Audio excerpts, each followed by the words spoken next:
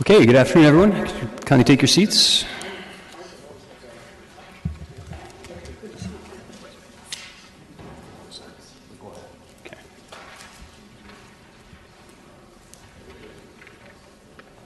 Okay, I'd like to call this meeting of Finance and Corporate Services Committee to order.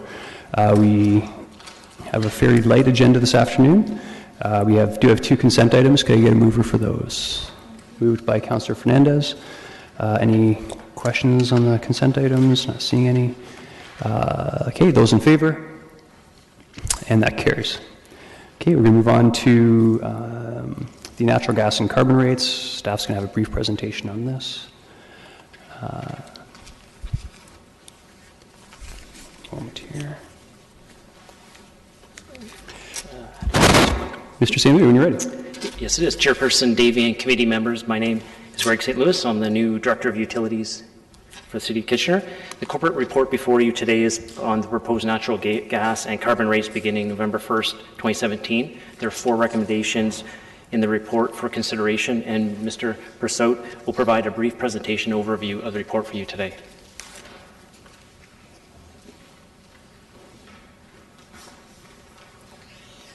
Thank you, Greg. Good afternoon, Mr. Chair, members of the committee. So today I'm here to present to you the proposed 2018 Kitchener Utilities natural gas and carbon rates.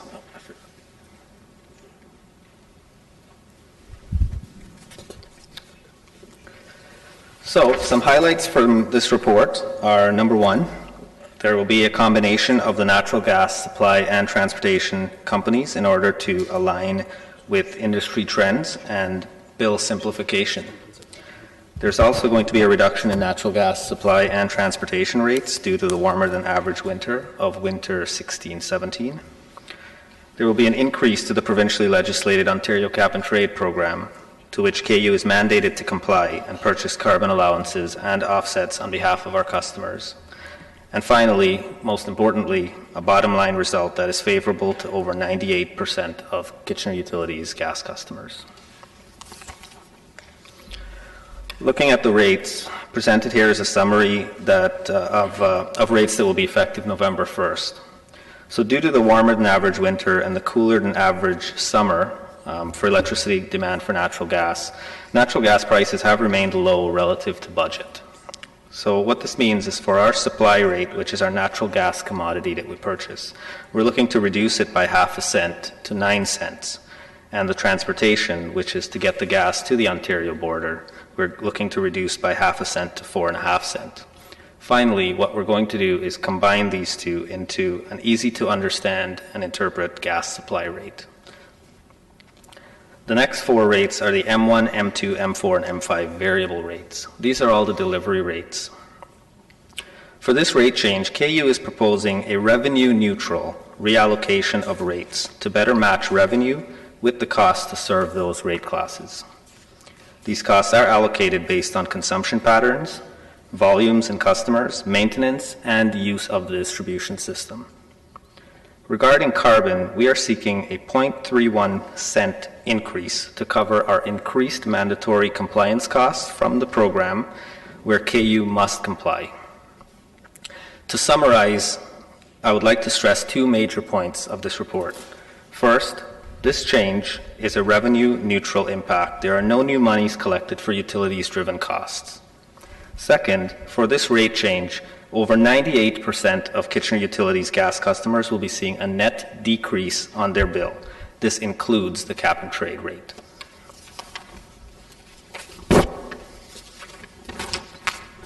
Looking at the impact to the average system gas residential customers, we can see that from the Kitchener Utilities natural gas program, we were able to reduce the rate by 3%, or $24 on the overall bill. Adding back the increase required for the Ontario Cap and Trade program of 1%, we're looking at a combined reduction of 2% to the overall gas bill for system gas residential customers. System gas residential customers represent over 90% of Kitchener Utilities customers.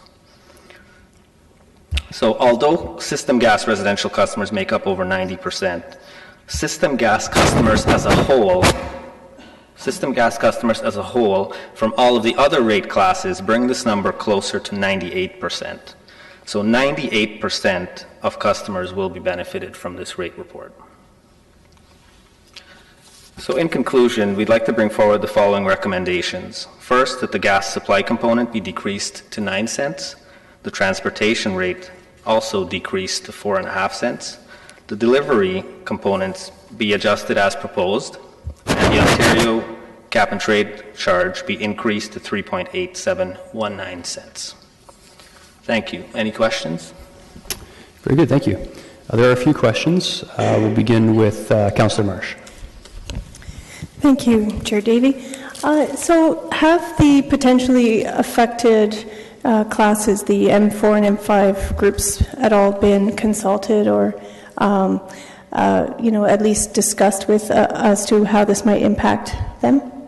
So through you, Mr. Chair, we will plan to communicate with customers as issues or needs come up. Mm-hmm. We haven't had a broad broadcast to those customers to discuss that. Okay.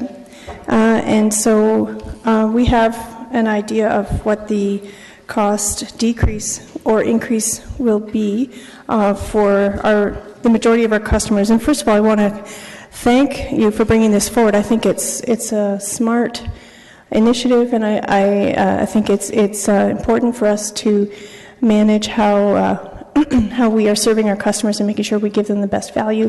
So I really support this initiative. I just have questions about what this will mean for that very small 2% that will have increases. Have you done a bit of analysis about what that means? So through you, Mr. Chair, regarding M4 customers, which are 8 customers in total, 7 of them are non-system gas customers, the average bill impact is going to be about 13% or $12,000, with an anticipated maximum impact of 20% or $25,000 to one largest customer in that rate class. Further regarding the M4, Kitchener has not increased these rates for these customers since 2013, when Kitchener had adopted union gas rates. So I think it's important also to point out that with this rate change, Kitchener utilities will still be an average of 24% lower in delivery rates than our neighbors. Perfect. Okay, so Chair, at the appropriate time, I'd like to move this recommendation. Very good, thank you. Councillor Galloway-Seelock? Yeah, I just wanted to question with regards to the rates. Why did we set them at where they were, and can we push it a little further to have savings for the customers? So the rate changes that we've presented are revenue neutral, and they're a result of examining our costs against our revenues. So the major drivers that I mentioned before for this is a change in consumption patterns and costs and volumes of customers. What we find is when the volume or the number of customers changes within a rate class, we have to divide those costs in a smaller number or a larger number. So the result of these rate changes being revenue neutral will result in a better equity or fairness in all of the different rate classes. Okay, so there's no way, because I'm not sure I fully understand that response, there is no way to decrease the supply component to 8.5 or the transportation component any lower than what you've suggested here? So through you, Mr. Chair, if we decrease these rates further and the market rebounds, we'll have rate spikes in the future. So what we've done is our very best to reduce our stabilization position while still ensuring that the risk of increased commodity prices over time does not result in a huge rate spike for our customers. And in the past, our customers have always valued rate stability, and we've been trying our best to keep rates as flat as possible while still keeping our stabilization position within an acceptable minimum. Right, because you say in the report we have a higher than average rate stabilization account position right now, right? Ms. Fletcher, do you want to add? Through the chair, I was just wondering if Mr. Prasad might want to comment on the potential impact to capital and maintenance programs if rates were lowered too far.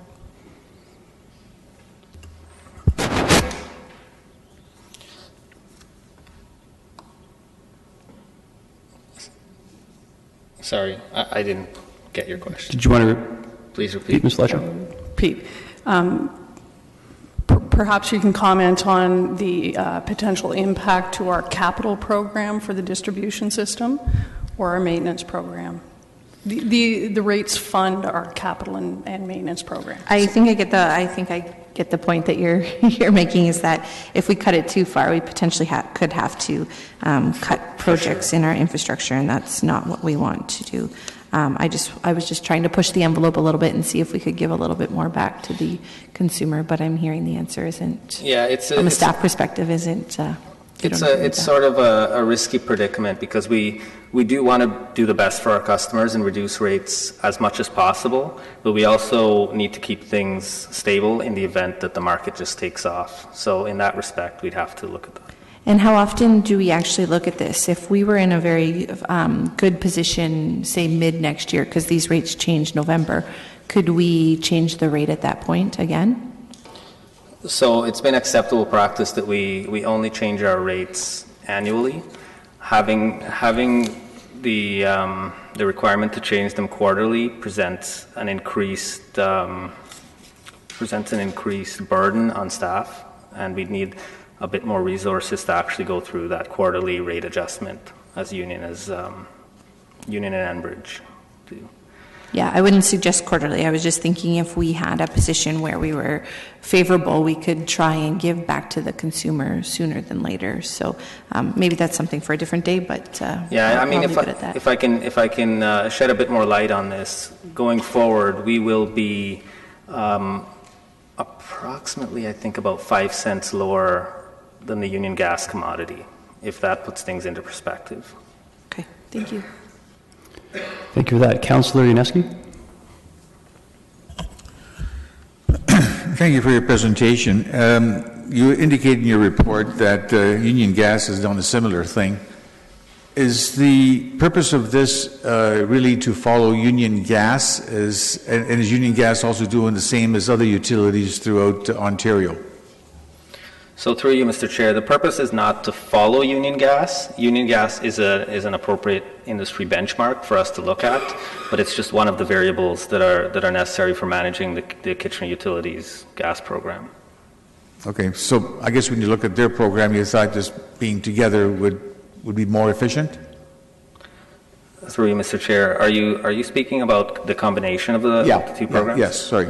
Yeah. So we took a look at that. Union had presented a report on that last year, and during this time in January, I had mentioned it to Council, and Council asked us to look into the program further to see if the combination would be beneficial to our customers. We looked into it, and we were able to find that because the source of gas is changing all the time, it's changed from the Western Canadian Basin out in Alberta to now picking up a lot of shale gas in the Marcellus area of New York State. Having a transportation fixed to a certain location presented not as meaningful information to the end-use customer, because that transportation rate would be changing depending on where we source gas from, and it wouldn't present anything meaningful to the customer. On top of that, combining the two really simplifies things for the customer in that they're seeing one rate. It can be trended over time, and it's comparable to our neighbors, Union and Enbridge, across the province. So in that respect, we thought combining this would be a really good option. Okay, appreciate that answer. And final question basically is, I guess you do this on an annual basis, so for next year you'll be looking at what the market conditions are, as well as the weather conditions in terms of how much is used over this upcoming winter or not used in terms of the demand, whether we have a warm winter or a cold winter, and then come next year you'll look at the whole package again and then adjust it accordingly, right? Absolutely. We're always looking to do our best for our customer while still mitigating the risk that gas prices are going to go up and we have a rate spike. So we always have to look at things in balance. Right. Appreciate that. So, and this is in this particular report here, it looks like it's a good news story, and I think the customer in the end will be quite satisfied. Absolutely. That's what I was trying to get across. Yeah, I think so too. Thank you. Councillor Schneider? Thank you, Chair Davey. I noticed too there's going to be some changes to the way the bill that our customers receive looks. Could you maybe explain the changes in the bill, if there's any possible illustrations as well? I don't know if you would have those, but just to know what the customer will see on their bill.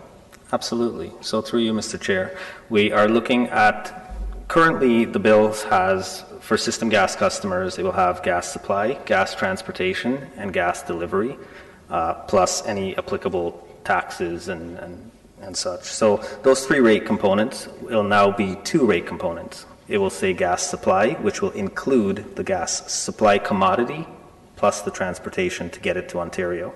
And it will include gas delivery, which includes all of the delivery components, including the Ontario cap and trade charge. Okay, so again, we won't be able to show the cap and trade portion on the bill. It'll be included in the delivery Correct. line? And that is per Ontario Energy Board direction. And I did notice that there'll be some information included on the bills too for a little bit of education for the first little while. Could you talk about that as well? Absolutely. So there are a number of marketing initiatives put forth at the moment, including a 15-second animation that we've provided to customers to show this consolidation between the supply and transportation. There will be bill insert that will describe what exactly the customer is going to be seeing. And on top of that, there will be a bill message, which is a yellow bar at the top of everybody's bill to say, if Kitchener Utilities is your gas supplier, note that all of your commodity and transportation charges are now in the gas supply line. Okay, and I think, Council's been fairly clear too that there was a desire to inform our customers about the cap and trade and that it is put into the delivery rate. So that's also going to be part of the education? So we are not planning to focus directly on cap and trade again for this cycle, but we are planning to outline it on the bill insert, specifically saying that this is the cap and trade charge, this is what it is, this is what we're moving to, and there's a sentence at the bottom that says this charge will be included in your delivery charge. So we've tried to make it as explicit as possible. Okay, thanks a lot for that information. Thanks for this report. It is good news, so thank you. Thank you. Thank you. Councillor Singh? Yeah, thank you, Mr. Chair. And Mr. Prasad, you're right. It is a good news story where overall bill for the average utility payer will go down. I think by $18, is it? Yeah, by $18. Correct. Which is great. But there are costs or way of moving forward where there's a creeping up on, again, costs related to the interior cap and trade component, correct? Correct. Through you, Mr. Chair, that's correct. We will be seeing a net increase only from the Ontario cap and trade program. Right. And although we're trying to make effort to differentiate what that is on the ratepayer's bill so they see the difference, right? Correct? That is correct.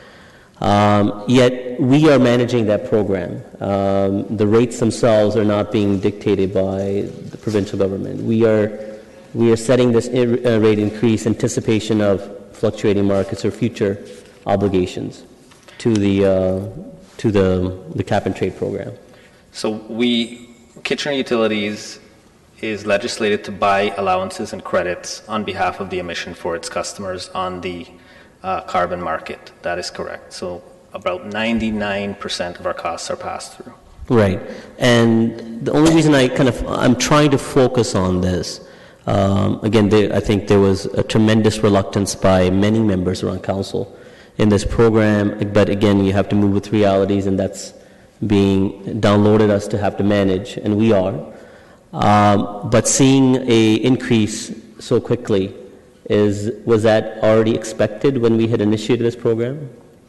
So as part of legislation, the Ontario Cap and Trade Program is expected to, the prices are expected to increase by 5% plus inflation. That is program design. in an effort to reduce greenhouse gas emissions I think it's by 32% by 1990 levels.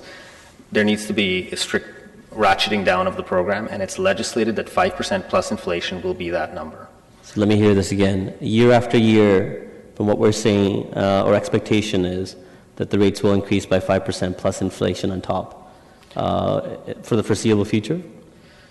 So that's what's legislated, but Kitchener Utilities is managing its compliance. So I can't speak to future years what we expect based on what we're going to get, because we are able to transact on the spot market and we are able to transact on the futures market. So it all depends on our portfolio at the time. And if you're managing the program effectively or utilizing good strategies, we may have opportunity to lessen that cost and burden. We may or may not. It's very hard to say. The program is really new at the moment, and there's a lot of things changing, especially for the fact that Ontario has just announced that they're linking with California and Quebec effective January 1st. We're not sure what that means for the market yet. We're not sure how things are going to stabilize. But we are doing an effective job managing the portfolio, and we are in line with our budgeted costs. Okay. Mr. Chair, I'll make a comment afterwards, but again, I think we are doing all that we can with the responsibility that's kind of thrust upon us by the province, but it's still a burden nonetheless. But I'll make that comment more. Actually, Councillor, there's no one in the queue if you wanted to go ahead. Okay, all right, thank you. So simply, as I already said, this is a great news story where we are reducing the overall cost to our ratepayer, even though by the program for the Ontario Cap and Trade, those costs are increasing. And from what staff are saying, those costs will most likely increase in the future at aggressive rates. 5% plus inflation in any metrics is an aggressive increase. But the important takeaway from that is that's not of our doing. That is a program that's being legislated and mandated by the province upon us in efforts to, of course, curb greenhouse gas emissions, which is an important responsibility for all of us to be a part of. But my issue, Mr. Chair, has been from the onset of this program that we are required to manage a program without many details that are encompassing it. We're being conservative in managing this program and moving forward at a cost and burden to our ratepayers who themselves don't necessarily have all details surrounding it. And there's an aspect of unfairness in that, and we need to continue on making our effort from our staff and working with the province and advocating that those guidelines be brought forward as quickly as possible so we have a better picture of the direction that we're moving and what those cost implications will be to our ratepayers and our citizens as well. So other than that, it's a great news story. Councillor Ioannidis. Thank you, Chair Davey. And just to touch upon what Councillor Singh had mentioned too, I think part of the issue that needs to be, the story that needs to be told here is the affordability too. Like we're doing our best on our end to keep it affordable. At the same time, we're mandated to do this. So this is a challenge that we're dealing with, and we have to deal with it holistically. So I hope that we can correct this problem somewhere down the line and somehow even it out so that we can lower the rates as much as we can, that we'll be able to afford, our ratepayers be able to afford these services. Thank you. I'll just conclude in saying, I would echo much of what Councillor Singh said with respect to cap and trade. It's beyond our ability to control, of course, but I do have significant concerns with the way the system's implemented in terms of our understanding, the clarity, and when it comes down to the residents that we support in terms of there isn't really much look at someone's ability to pay. It's not like people can opt to not have heat in their home. Having said that, I do understand the rationale behind it in terms of the greenhouse gas emissions. So that's one part of it. And I continue to hope that we are making efforts in terms of our billing, that is clear. That is not the Kitchener Utilities' ability to affect this. It's if people have an issue with it, they need to speak with the provincial government. As for what's before us, the part that we do get to decide on, I'm happy to see what's before us. I think Mr. St. Louis, our new director. I think coming with us good news the first time, very good. I'll be happy to support it as moved by Councillor Marsh. So with that in hand, those in favor? And that carries unanimously, those of us that are here. Okay, we are going to move the agenda items around a little bit. We're going to take item number 6 next. Item number 6, the health center van. And we do have a delegation, Mr. Bruce Schmidt, for this item.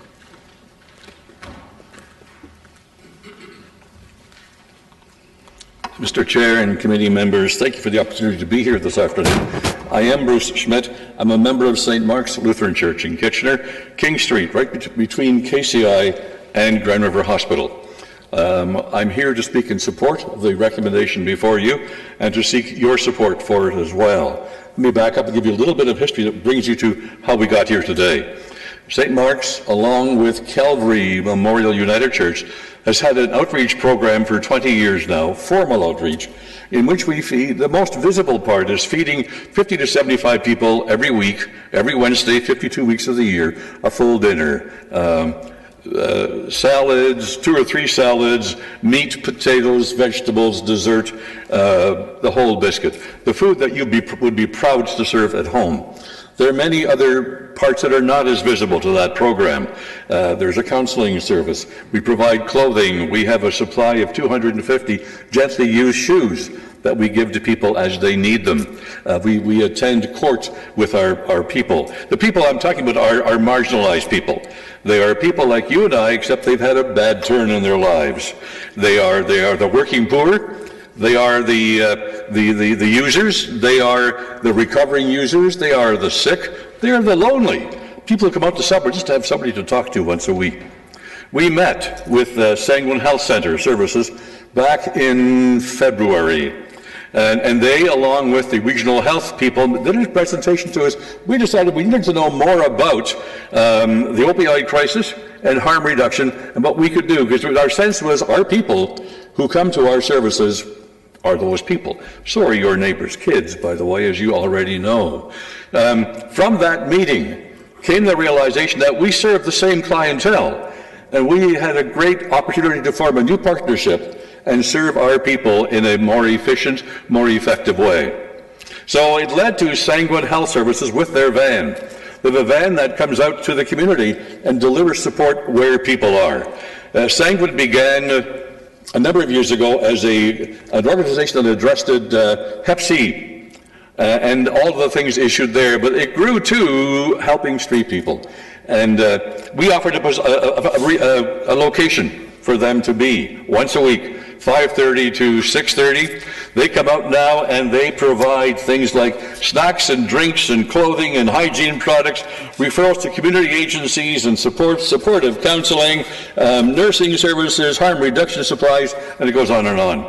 At St. Mark's, we have anywhere from 50 to 60 people who avail themselves of that service every week. We ran into a problem with that service, though. St. Mark's has a little parking lot at the front of our church on King Street. Holds about 12 cars at the best. At 5:30 on a Wednesday night, it's full of the people who drive to our dinner, the working poor who have cars, our volunteers who have cars. We have a little staff parking lot off of Green Street that is about a 25% grade.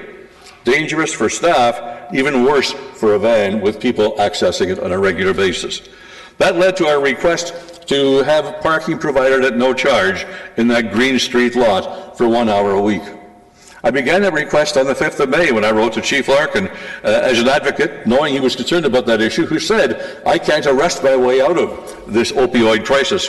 Here's another way.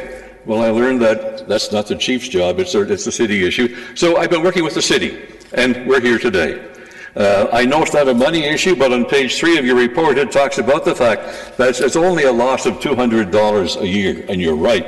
But what an investment. That $200 a year will save lives that you will never know. It will build lives that you will never know.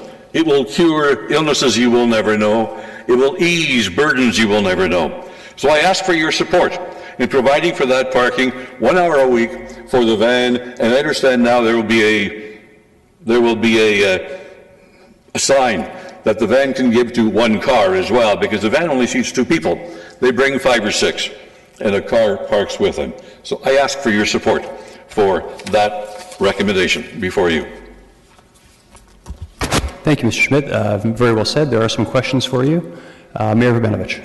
Thank you, and thank you for coming in today and speaking about the work that you do, Bruce. I think it's really important work, and on behalf of council, thank you for that.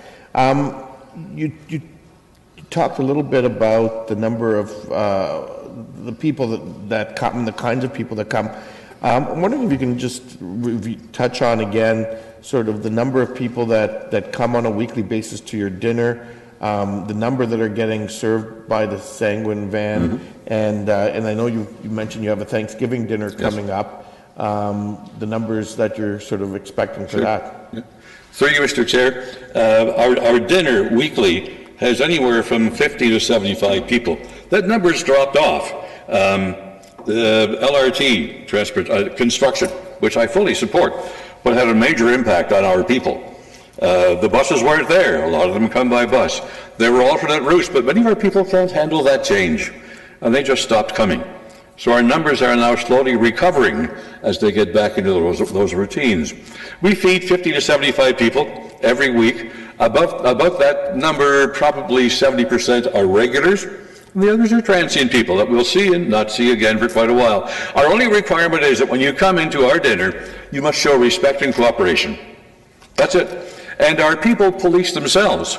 If any of the people visiting don't do those things, they make sure that they help us to gently escort them to the door. We do a major dinner Thanksgiving and Christmas time. We will feed about 175 people. On each of those days, full turkey dinner, one you'd be proud to serve at your home and one I'd invite you to. We're doing ours next Wednesday, the 11th of October. Serving at 5:45. Come on out anytime. Help us to get ready. Come out and enjoy. And mix and mingle with our folks who are there. We won't know many of them. We do a double sitting. They'll be lined up down the hall because they come out so much. And again, it's not just food. It's the support. It's the comfort. People will say, the only people I get to talk to for all week long. Thanks for being here. The Sanguine van, we probably have 40 to 60 people who avail themselves of that service every week. Not all of our supper people do. The word gets out around the city that the van is at St. Mark's Wednesday nights, 5 o'clock, 5:30. Be there, and they come to get that support. Wonderful. Thank you. And again, thank you for all the work that you do. And Mr. Chair, at the appropriate time, I'd like to move this. Very good. There are 3 people in the queue. Councillor Fernandez. Thank you, Mr. Schmidt. I don't have a question, actually. I just think that what you're presenting to us is such an amazing common sense approach to how we deal with our marginalized people in our community. And I think that to put a dollar figure on the loss of parking versus the amount of impact is immeasurable. I think we would never be able to do what you and your group are doing for the same cost, for the cost of $200 of parking loss. So I absolutely support what you're doing, and I thank you very much for what you are doing for our people in our community. You're welcome. Thank you. Councillor Marsh. Thank you. Thank you, Bruce, for sharing what great work your church is doing for the community. I really appreciate you coming in. Just a question around wintertime, when it's dark at that hour that the van would be parked. Yes. Will there be outdoor lighting so that anybody who doesn't see the pedestrians near the van, when they're swinging into the parking lot, would then be able to see them properly? Yes, fair question. We've not had a winter time with them yet. We just began on July the 2nd of this year, but I can assure you there's quite adequate lighting in that parking lot, and it's adjacent to the church, and we have quite adequate exterior lighting there as well. So I think your issue is addressed through the existing lighting conditions. Mm-hmm. Okay, and so it'd just be a good idea to make sure that the outdoor lighting is on when the van is operating? Yes. Okay, and then how long, so you need it just for 1 hour, and how long is your dinner? Is from? Oh, the dinner begins at 5:45 and finishes about 6:30. People are often in a hurry because there are other dinners going on the same night, and our folks learn where they are. So they quickly eat our dinner, and then they go down the road to somewhere else for another dinner, and that's good. They get some extra nourishment for a day or two. That's probably why we moved our dinner, Thanksgiving dinner, to next Wednesday. We've always done it on a Monday, Thanksgiving Day. We moved it for two reasons. One, it's easier to get volunteers on Wednesday rather than everybody's holiday Monday. The second one is there are a lot of community dinners on Thanksgiving Monday. Mm-hmm. So we're simply spreading the wealth by going to another day. It's our first year doing that approach. We'll see how it goes. That's great. And one last question. How many members are in your parish at this time? Oh, we're not very big. I think we're probably about 500 people, but in fact, on a Sunday morning, we have about 60 people out. And Calvary, is about the same. Mm-hmm. Yeah, we have the same issue as all churches, shrinking membership, shrinking dollars. Mm-hmm. So you're serving as many or more as the active members in the church? Many more. But my personal belief is that's what a church is about. Sitting in a pew on a Sunday morning, I don't think it does too much. I'm sorry, Lord. But being out in that parking lot or being somewhere, that's Christianity. That's me. Well, we need more people like you. Thank you. Thank you. Thank you, Councillor Etherington. Through you, Mr. Mayor, through you, Mr. Chair. The Mayor and I met with Bruce to help solve this issue last week. Both St. Mark's and Sanguine do excellent work, and I'm pleased to see that we're able to help with this minor parking issue.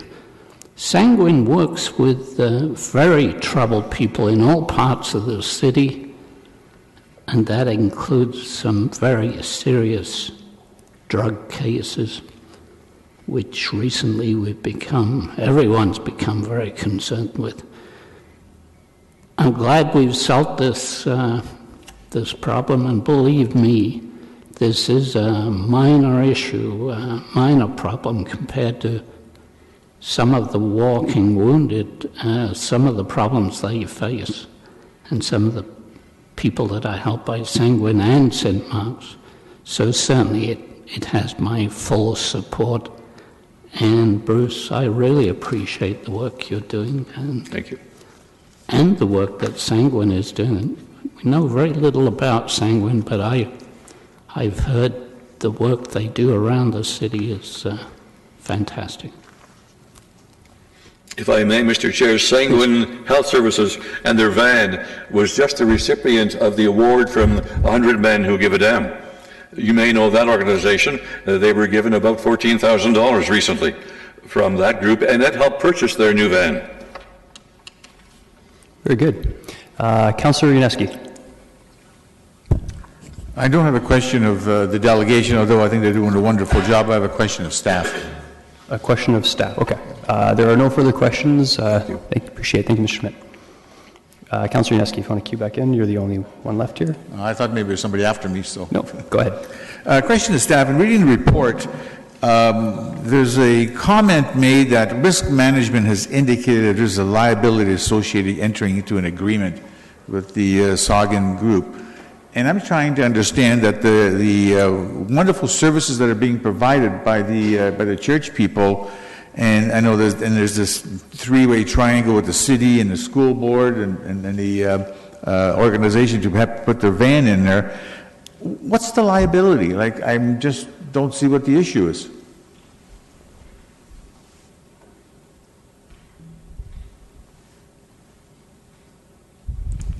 Ms. Scheer? Anytime that we're bringing a new use, especially a more intensive pedestrian use, into a parking lot, there's some increased people traffic and some increased liability with that. Staff is certainly not suggesting that that is something that would prevent council from going ahead. It's just something for council to be aware of when they make this decision. So they will, Saugun will provide the coverage through us and entering into agreements with the school board, et cetera, is the way it's written in the report.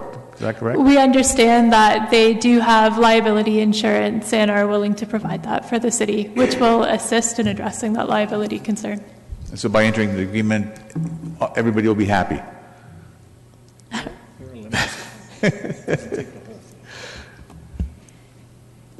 I'm sorry? By entering into the agreement, all three parties will be satisfied that it'll work. One would hope so. Okay. Thank you. Okay, there's no one left in the queue. It's been moved by Councillor Verbenovich. Do you want to make a comment as well? Yeah, just really briefly, I think this is a wonderful partnership, and then I guess because of the situation where we don't own the property, we have to go through these additional steps to update the agreement. But I think between the work that the congregation is doing in terms of St. Mark's and as well as the Sanguine organization, I think at a time when, as we know, we're dealing with a large number of substance abuse and mental health and other issues in the community, this is just one small additional step that we can be taking towards helping address some of them. And I'm hopeful that this will move forward so that they can continue doing the work that, in fact, we've been doing the last few weeks they've been doing it on the last few weeks on the QT until we got this agreement resolved. Thank you. I would agree. I don't have anything further to add. I'd like to thank Mr. Schmidt for coming in and making your presentation, and I'm more than happy to support this. So it's been moved by Mayor Verbenovich. Those in favor? And that carries unanimously. Very good. Okay, we'll move to item number 4. I just thought of this. Yep. This is actually going to this has to go to council now so that we can move forward. It is a 2-week gap, and I mean it's pretty straightforward. I know we have to have a special council anyway. Unless there's any objections, I'd suggest that we actually move this and allow it to move forward at special council. We can add it as a last-minute item with consent of council. And that way we can move forward with the agreement and get it in place sooner rather than later. Yeah, I think that's not a problem. So that would be waiving notice of motion at special council immediately after this? Yeah. Okay. Very good. Okay, item number 4, purchasing bylaw review. There is a 10-minute presentation on this item.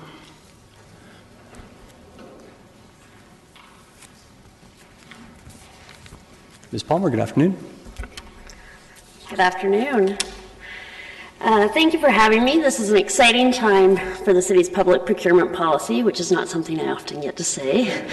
But I'm really pleased to bring forward the proposed purchasing bylaw, which was attached to report FCS 17038. So while the Municipal Act requires that the city has a purchasing policy, it does not detail what the policy includes.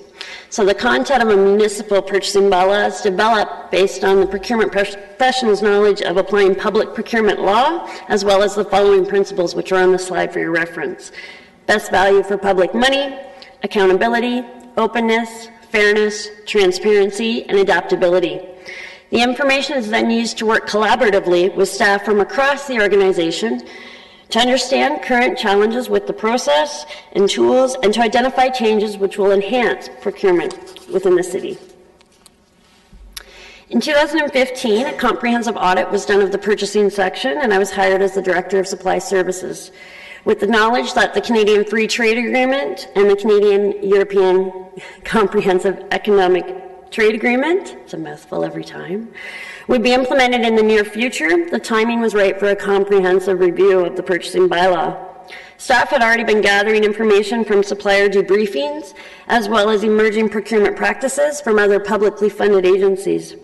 And staff recognized that this was the opportunity to embrace the changes happening in public procurement and implement a revised bylaw which would enable those changes to enhance our procurement activities.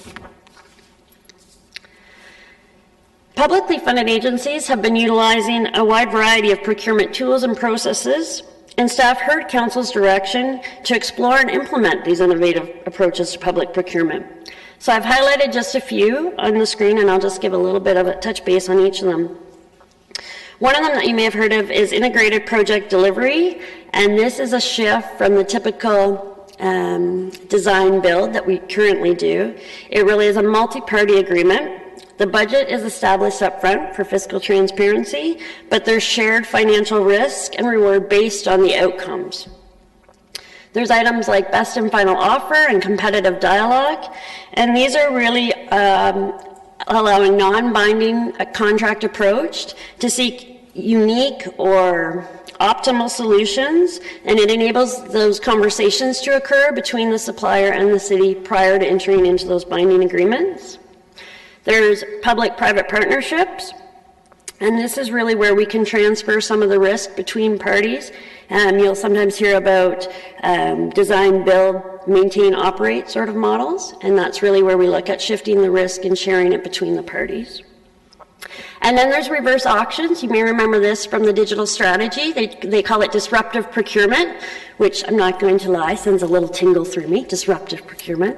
But really a reverse auction is the same premise as an auction, except for the bidders are trying to outbid one another lower, and at the same time they are allowed to submit additional criteria for what their solution would be in order to be evaluated upon. So you can see prices continuing to lower and solutions continuing to change throughout that period until we find the optimal solution and price. The tool I wanted to highlight is electronic bid submissions. So this is a 3-phase project that the procurement team has been undertaking over the last year, and it will go into 2018. So our first phase was really to have all of our drawings online, so bid documents online for suppliers to download. So up until last year, we still were printing off these large copies and large contract documents, and suppliers had to come into our office to pick them up in order to bid on an opportunity. With the change last year, it allowed all of those documents to be posted. The supplier can register and download those documents.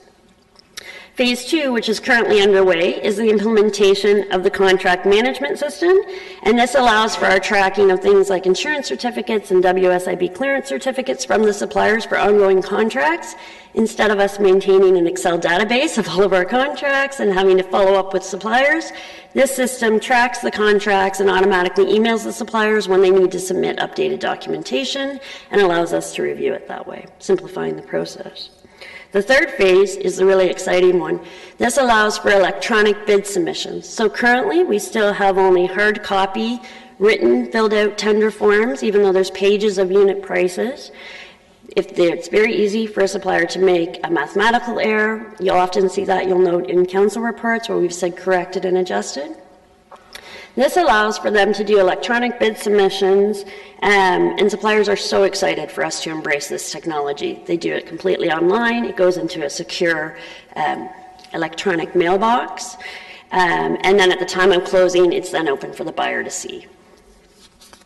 I could talk about this for days, so please feel free to, if you want more information at any time. The trade agreements. So the city has been bound to the Agreement of Internal Trade since 1994 and the Trade and Cooperation Agreement of Quebec and Ontario since 2009. So we've always had trade agreements that have been in place that we needed to follow.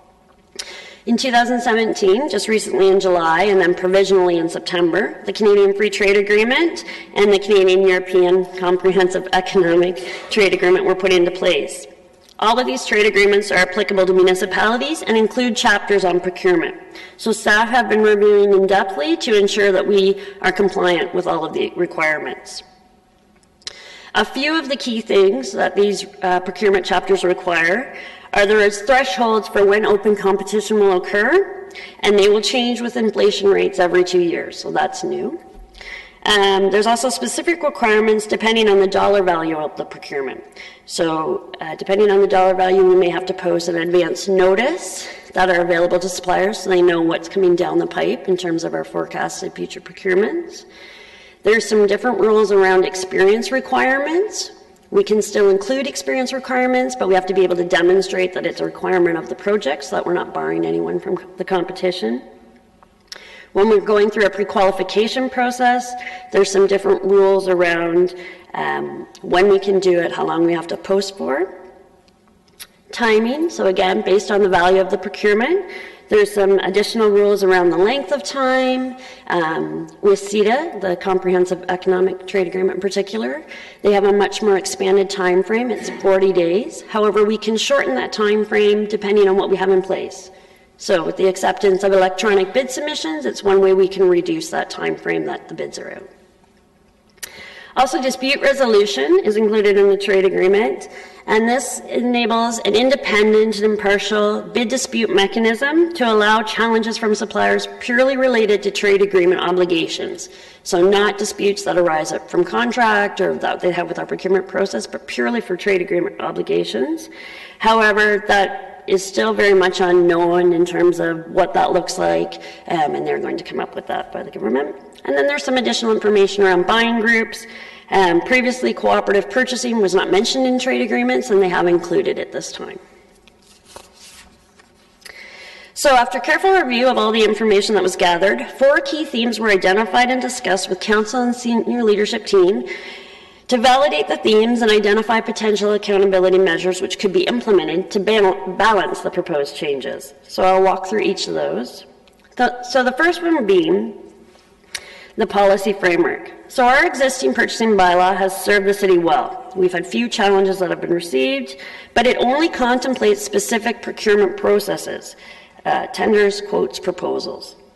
And really that restricts our ability to implement these innovative and progressive procurement processes and tools that are out there.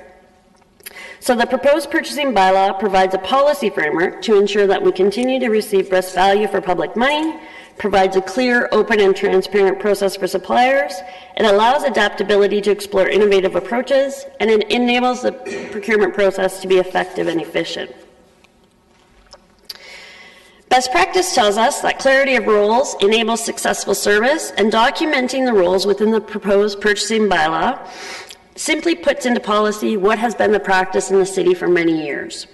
Clearly documenting the separation of the political and administrative functions related to procurement provides suppliers and the public enhanced clarity.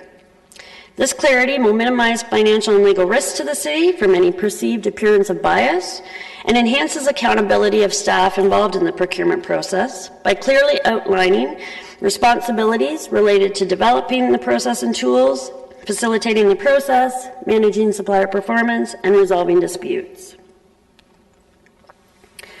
We reviewed comparator municipalities and ensured alignment with trade agreements to update both the procurement and approval thresholds. Purchasing thresholds have been decreased in order to be aligned with trade agreement requirements related to when an open competition will occur. And a balanced approach has been taken to ensure efficient processes by increasing approval thresholds with increased clear accountability measures. This will ensure that Council will continue to have visibility in decision-making on the award of contracts which all fall within the themes noted. So when there's a single bidder, when the award amount is over budget, or when the project has not been specifically identified within the approved budget. The approval thresholds are still below benchmarks or industry standards, but this incremental change is an important step in providing efficient and effective service. Feedback is critical to the success of a contract and continuous improvement, and we want to implement defined supplier performance and dispute resolution processes so that both staff and suppliers have clarity around expectations and opportunities for resolution of concerns. Staff have expanded the definitions, including in the purchasing bylaw, to provide enhanced clarity and enable innovation practices and tools as discussed. Examples of these include the transition of using the word tender to open competition and quote to limited competition, as well as defining consulting to be the provision of strategic advice, which will be utilized for decision-making versus when we hire for professional services. An ongoing regular review of the bylaw ensures that as processes and tools continue to evolve, these changes will be captured in a timely manner. Staff are confident that the collaborative approach undertaken has made certain that the proposed purchasing bylaw is aligned with trade agreements, legislated requirements, and best practice, and will enable the city to continue ensuring that procurement is conducted in an effective, objective, fair, transparent, accountable, and efficient manner while enabling innovative approaches to the acquisition of goods, services, and construction, as well as consulting services. And I'm happy to take any questions. Very good. There are 3 people in the queue for questions, starting with Councillor Marsh. Thank you. Thank you for coming, for this exciting new initiative. Your excitement is contagious. I just wanted to ask about can you tell us a little bit about the process for when a supplier wants to receive notifications about potential bids coming down the pipe? Is it a straightforward process, and are there multiple ways for them to be notified? Can you tell us a bit about it? Certainly. So the current bid posting system that we utilize is utilized by many municipalities across the province. It allows suppliers to register on there. They pay a small fee, I believe it's $64 a year. And they register their information and also select which categories are of interest to them. So say they're interested in purely construction related to plumbing, or say they're interested in the supplies of IT supplies. They check off which opportunities they want to receive a notification for. Anytime we post a bid notification, we have to identify which category it falls into, and they automatically receive an email that a bid opportunity has been posted. Okay. So for certain categories, is there a vetting process as well to allow for some suppliers to bid, or can anybody bid on any? So depending on the value, so when it's an open competition, or in our current purchasing bylaw, when it's over the $125,000, it's posted and any can bid. Moving forward, when we do a limited competition, anything below the $100,000 threshold, we could identify suppliers to send a notification to. Okay, great. And the other question was just about one of the points on page 4-2, where it talks, the second bullet point, experience can only be a requirement when it is essential to the procurement. Past performance can be taken into account when documented. I was a little confused by that. I was just curious what past performance means. Does that mean past performance just within the City of Kitchener, or would it be past performance documented by other municipalities, or can you tell us more what that means? Certainly. Through you, Mr. Chair, sorry. So historically, we have been able to utilize experience as a requirement. So say we were going out for a certain size of project, and we would say, we would be very clear in defining what experience a supplier had to have in order to be awarded that contract. I would say we are not all municipalities or not all publicly funded agencies follow that same practice. So sometimes some agencies would put into a requirement that a supplier had to have X number of years of experience, and really there maybe wasn't good rationale for why that was a requirement. So the trade agreements simply are trying to say when there is rationale for why experience would be required, you can have that as a criteria. The past performance that can be taken into account, typically we would say any past performance that has documented within ours, and that leads into why we're implementing a supplier performance management program. So past performance that's documented with us, as well as any reference that they have provided in their tenders. Okay, so you're talking about minimum numbers of years, for example, of past experience, that type of thing. That's okay. one example, yes. You're right, that makes more sense. Thank you. Councillor Ioannidis. Thank you, Chair Davey. And thanks, Ms. Palmer, for your presentation. This is it's really detailed, outlined review, and there's a lot of great initiatives that are going to particularly be progressed through. The one question I have, and I just like to make light of this because we get this a lot when it comes to our procurement process, and then when residents hear costs on why it costs so much. And so that's why I want to go to slide 2. I think it's slide 2.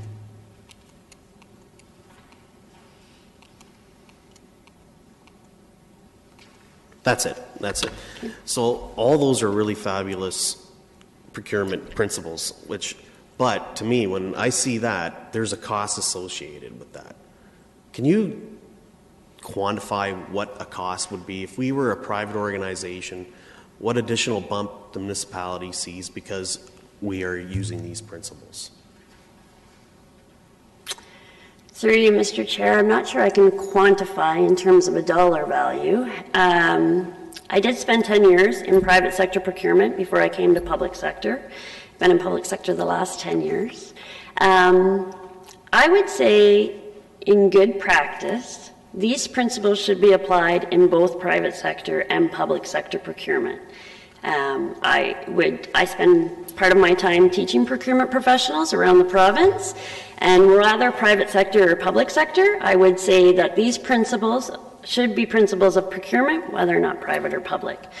I think what you're asking, and correct me if I'm wrong, is why do we perhaps see prices that we feel are higher than maybe what a private sector organization could gather? In theory, yes, that's what I'm asking. My answer to that is, in our current practice, in our current purchasing bylaw, we issue binding contracts. So it's a public procurement law. Without going into a ton of detail, there's Contract A, Contract B. When we issue a tender and we have compliant bids received, we're in Contract A with those compliant bids. It doesn't give us the opportunity to then have further negotiation with those bidders, which could occur in a non-binding procurement process, such as the ones I outlined earlier, or in private sector.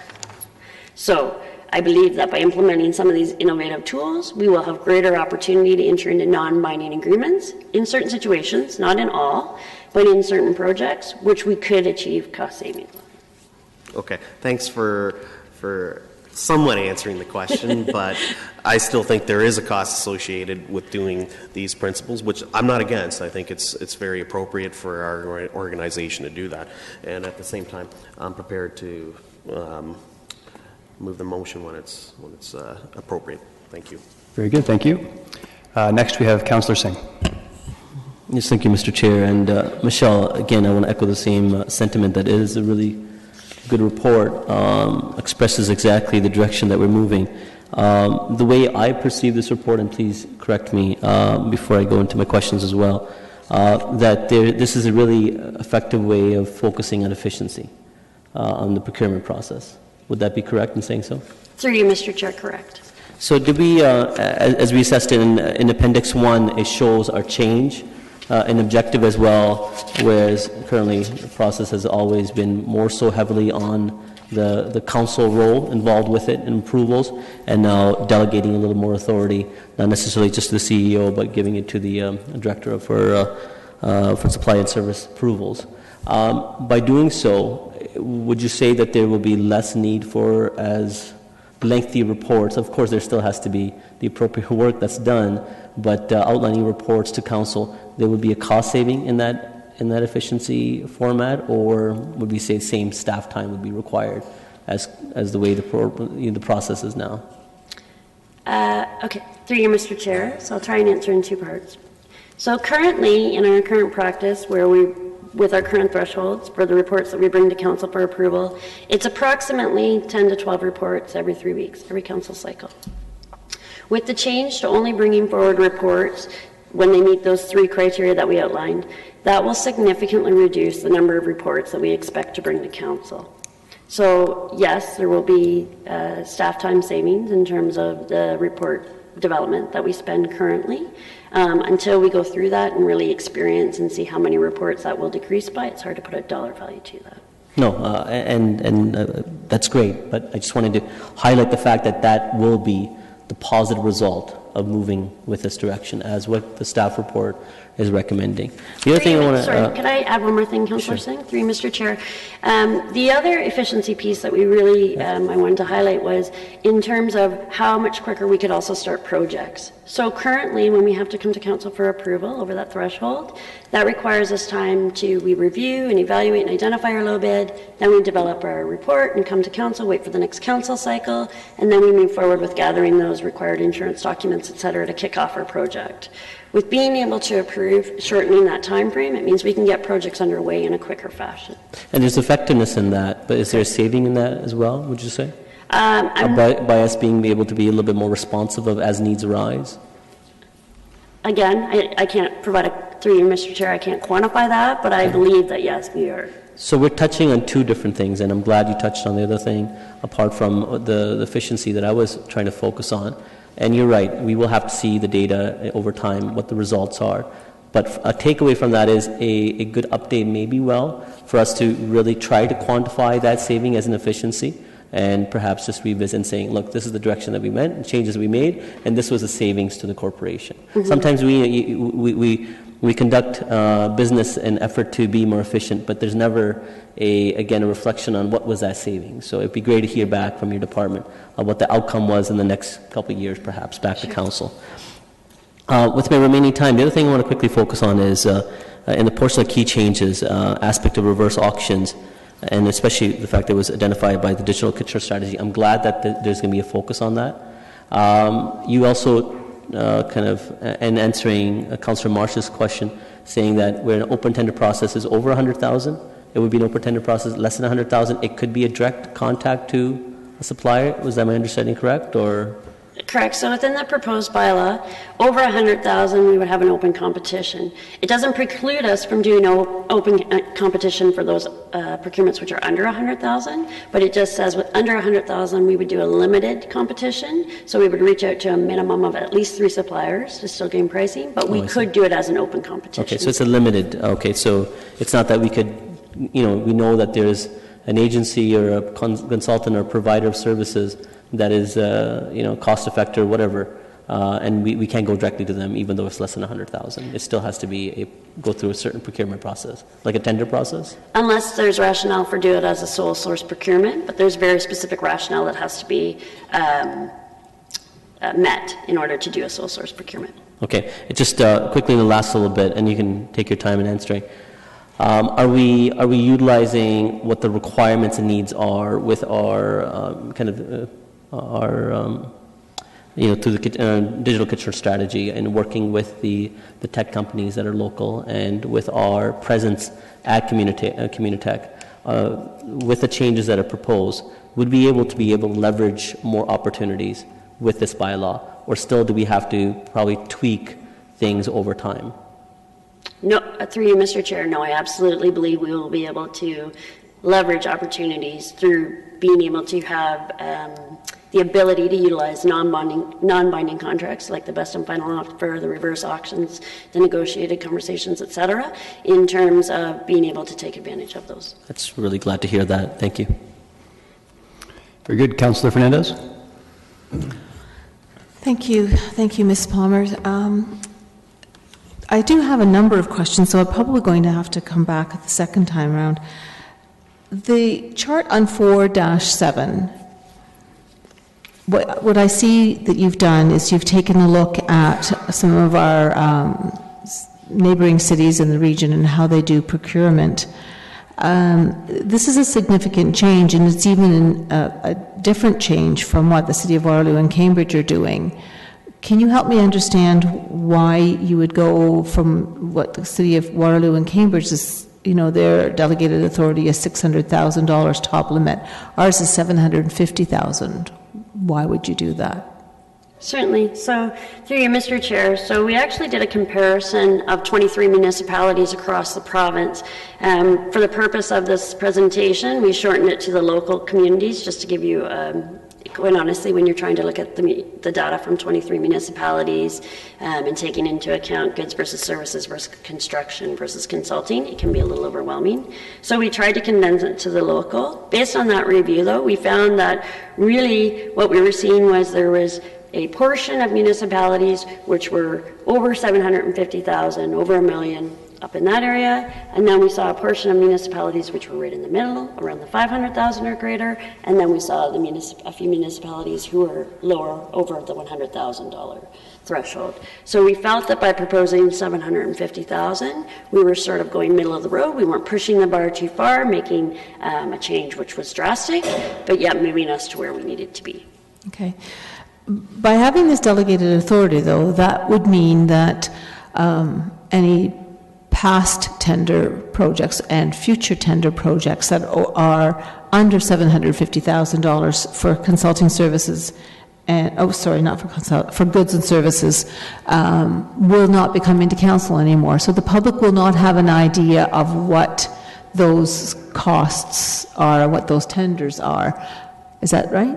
So through you, Mr. Chair, all of our awarded information is posted onto our website. It's actually posted onto our website within probably an hour of close for those that are openly competed. And then once the award is decided, we update our website again. So at any time, the public can go onto the website and see what has been awarded and at what cost. What we've tried to do here is balance by increasing the threshold, but through discussion, really understanding when council has reports that they have questions on. So over the past year and a half since I've been here, typically council, in my opinion, does not have questions that are of a procurement-related nature. Council tends to have questions that are project-related. So that's when they see that this is a project that was not specifically noted in the capital budget, they didn't know was coming. So I'll use the example of roofing. In the budget, you see a provision for general roofing provision, and you see one large dollar amount. And then we go out and they decide, or staff decide which roofs we're going to do. We bring forward a contract to award the roof of an arena, and this is the first time council has heard that we're doing the roof of that specific arena, and there's questions on that project, which can deter a little bit from the actual award of the procurement. So we really want to emphasize, so when the project has not been specifically noted in the budget, we will still bring the report forward for award. When there's only one bidder, we will still bring the report forward for award. When we're awarding and it's over budget, over what council has approved for the budget, we still bring that forward. So that council still has that ability for the scrutiny of those projects of interest to them. And thank you for doing the general answer, because I know that was what you and I discussed in our meeting. I still feel a little bit uncomfortable with that high level of delegated authority. My second question, and I'm running out of time pretty quick, the disbursement of additional funds, is that when a project goes over budget? So, through you, Mr. Chair, the project may not necessarily be over budget, but there's a cost change over what we have awarded. Okay. So we could still have dollars available in the budget, but there's a change order, something has happened on the site. That is negotiated between the staff and the supplier. We've reached agreement on what that negotiated change would look like. In our current practice, anything over 10%, we come back to council on. What we're saying is 10% or 100,000, whichever is higher, then we would come back to council on. So through the document, numerous times you talk about open and transparent accountability. And how is this going to affect an agreement that's been 30 years old with our masons? Something that I raised as a concern earlier in the past, because it really is not an open and fair tendering process. Is that something that you have been reviewing through this entire process? Through you, Mr. Chair, I'll start and then I may defer. So our current obligation to utilize unionized masons for any masonry trade work is outside of the purchasing bylaw. That's a trade obligation that we have. So it was not reviewed as part of the procurement bylaw comprehensive update that we've done. It is a separate obligation that we would need to review. So you're not deferring? Okay, I'll come back with my other questions then. There's only one in between anyway. Councillor Schneider? Thank you, Chair Davey. I see here with transparency that with electronic bidding, the bids will go into a virtual lockbox that staff cannot look at before the specific closing date. And then after that, the unofficial results will be posted automatically to the public website. I know there's been times in council where we've seen in a report and the amounts that were bid were not made public in order to kind of protect the integrity of the bid process. Is there going to be an issue with that, with this process? So through you, Mr. Chair, so where we don't publish the bid prices currently are when we do binding proposals. So in a binding proposal process, we don't release the pricing that was submitted because it's one component that they're evaluated on, versus in a current tender situation where it is the lowest compliant bid we are awarding to, and that's why we can release their total bid price. We don't release the unit pricing in either case. In the new process, how that works with the new system is still when we do an open competition where price is the decision factor, so the lowest compliant price, then those would be posted right away. When we go out for a proposal type document, it would be a similar thing. The same way that we wouldn't post all the details of the proposals, we wouldn't release the proposal pricing. Okay, and then when you mention here the unofficial results are posted, what is the process to make the result official? Good question. So through you, Mr. Chair. So for those maybe not as in-depth as procurement on a regular basis, I apologize for using that term. So when the bids are open, in our current process, we have a public opening when we have a tender. The bids are open and the price is read out. Those submitted tenders have not been verified that they are compliant.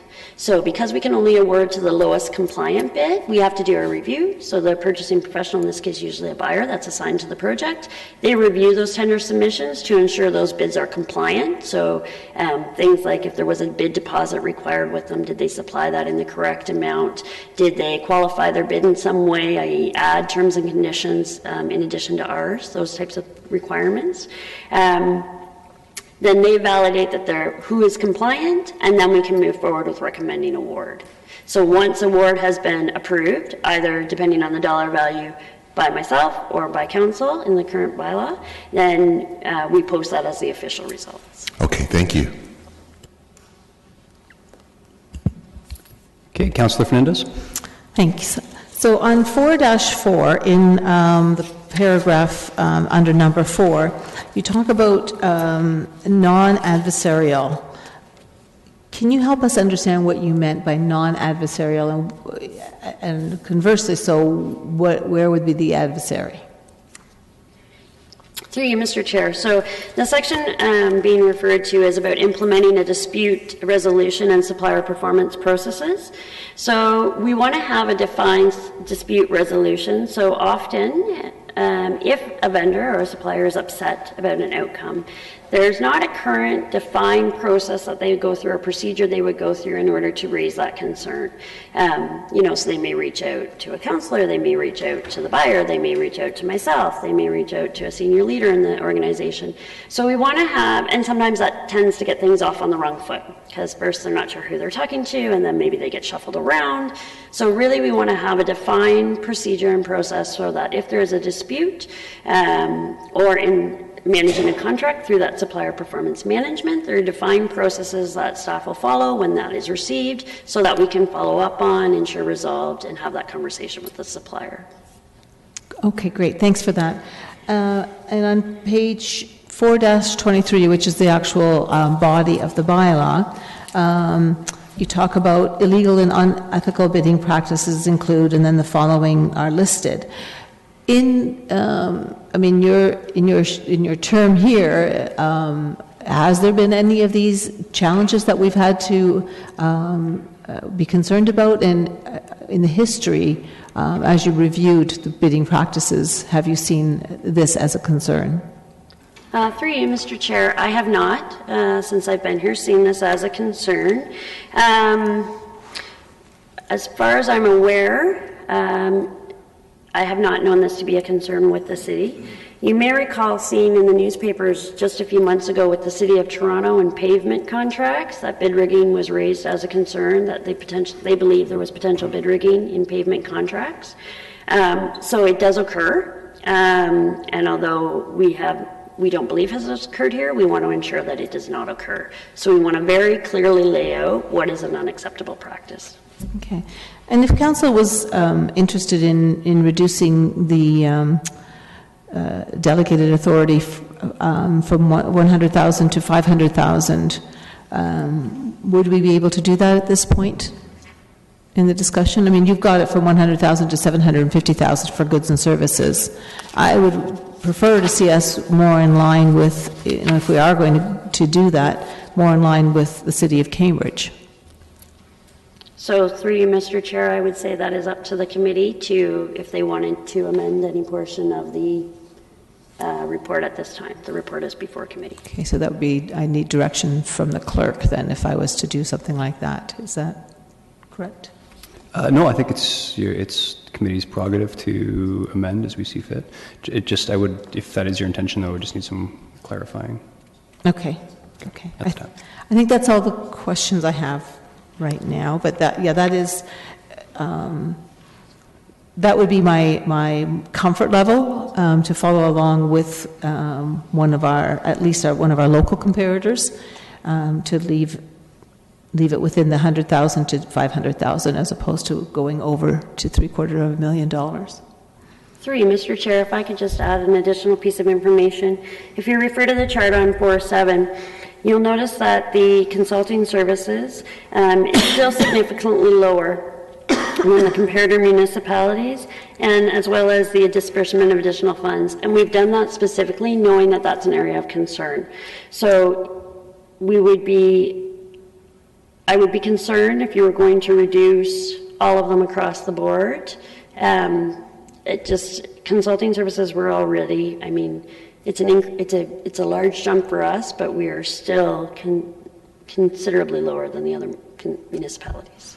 So my intention would only be to change the goods and services box of delegated authority, not to change the other ones. Okay, so that would be the 750, and sorry, you said down to 500,000, 500,000.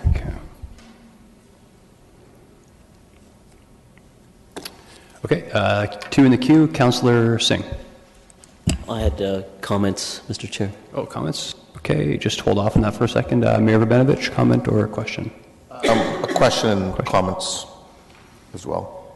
Okay, go ahead. So just on the question part, in anticipation of a possible amendment, and I'm glad that you pointed out that on the consulting services, we are significantly lower at 100,000, where the other municipalities are using 500 and 600,000 as the threshold for council approval. And you've indicated that's because of concerns that have been expressed by council? Through you, Mr. Chair, I would say that is due from sensing a sensitivity of council to consulting awards. So where a lot of the questions traditionally have come from in the past? Correct. Okay. And between, do you have a rough guess of if we were to make a change between 500,000 and 750,000, what volume of tenders would we be talking about? Through you, Mr. Chair, the volume of tenders would be sorry, I should have brought that with me. That's okay. I'm going to say a dozen. Okay, over the course of a year. That would be roughly, a rough guess. Okay, and just again, I mean, you picked 750. It's higher than the two cities. It's lower than the region. When you talk about all those other municipalities that you looked at, is it more in line with the majority of them, or? Through you, Mr. Chair, I would say it's more in line, and I'd also say because we built in the accountability measures that we did. So even if it's below the 750, if it's below the 750, but we only had one bidder. If it's below the 750, but we're awarding, it's over budget. If it's below 750, but it was not specifically listed in the capital budget and council was unaware, those will still come to council. So when we looked at having those measures in place, we really felt like quite honestly, I wanted to push for $1 million. I'm not going to lie, but we really felt like 750 was indicative of where we needed to be. Okay, and then at the appropriate time, I can make my comments, Mr. Chair. Thank you. I'm the only one left with questions, and it is going to be based on the amendment. Could I get an understanding of what the impacts are then of having the extra tenders coming to committee in terms of, I assume there's a timing problem on occasion, and I assume there's staff preparation time as well. So could you comment on the extra work? I'm trying to balance it coming to us versus the amount of effort required bringing them to committee or council. So through you, Mr. Chair, you're looking to understand the amount of resources required to bring an award report forward to council? Correct. Through you, Mr. Chair, so we have a significant process when we are developing a report. So the project has been reviewed by the buyer, reviewed by the project lead, and they have come to a consensus on the award. I'll use tender because it's the easiest example. If you'd like, I can talk about proposals after. So they have come to a consensus on the lowest compliant bid, and we want to move forward with award. At that point, the buyer and the project lead draft the report. They also include a financial analyst to pull in the financial implications section. That report is then reviewed by approximately 5 other senior level staff to try and identify in advance what questions we think may arise from that project in advance of the council meeting. Quite honestly, when we mapped out the council report process map, it is extensive, and I wish I had brought it with me and tagged the dollar value of the staff's time attached to it. It is, in my opinion, as a procurement professional, it is not good use of staff's time. The reason why you have procurement professionals within your organization is to make those determinations around compliant bids and moving forward with award. So it is a definite savings of time if we can move forward when the procurement professional has looked at the bid, agreed we are awarding to the lowest compliant, or that is in line, and moving forward with that award, versus going through the process of drafting a report, having it reviewed, having it submitted, coming to council, talking about it then. Okay, thank you. I'm glad I asked. There's no one else for questions, so comments. Councillor Fernandez. Do you want me to comment now or after, because I'm adding an amendment? Whatever your preference is. And just to be clear, so everyone's aware, so you are bringing forward an amendment to reduce, if everyone's looking at page 4-7, the top line goods and services, your amendment would be to reduce that 750,000 and 1 plus value to 500,000. Right. Okay. Mr. Chair, again, I had already rung in because I had one of the comments, so you may have missed my spot. But again, I'd love to hear what Councillor Fernandez has to say with her motion, but then I would like to comment then. Oh, okay, did you want to? Oh, wait, let Councillor Singh. Okay, very good. So everyone that wants to queue in, sorry, Councillor Singh, you're already in, go ahead. No, I didn't mind Councillor Fernandez making a comment and explaining her rationale for her motion, although from her comments and questions, I do respect the direction that she's trying to approach. My only issue with it is that, and I think staff have done a good job in explaining, that whenever matters that may cause concern for council are projects or tenders related to stuff that was not in our capital forecast. So this is the first that we would see. And that is not changing. That would still have to go through a governance process where we would have the final say in seeing if that is appropriate usage of taxpayer dollars. The tender process with the delegated authority has to deal with stuff that has already been approved extensively through the budget process, and we already place considerable faith and trust in our staff, and I think having this extra layer speaks to the very point, and Mr. Chair, you touched on the same question I had earlier asked about the time it takes to prepare these reports and what that efficiency capitalization will be. And I look forward to, in the future, seeing some sort of collection of data back and seeing this is a changes we made and this is the positive result of it.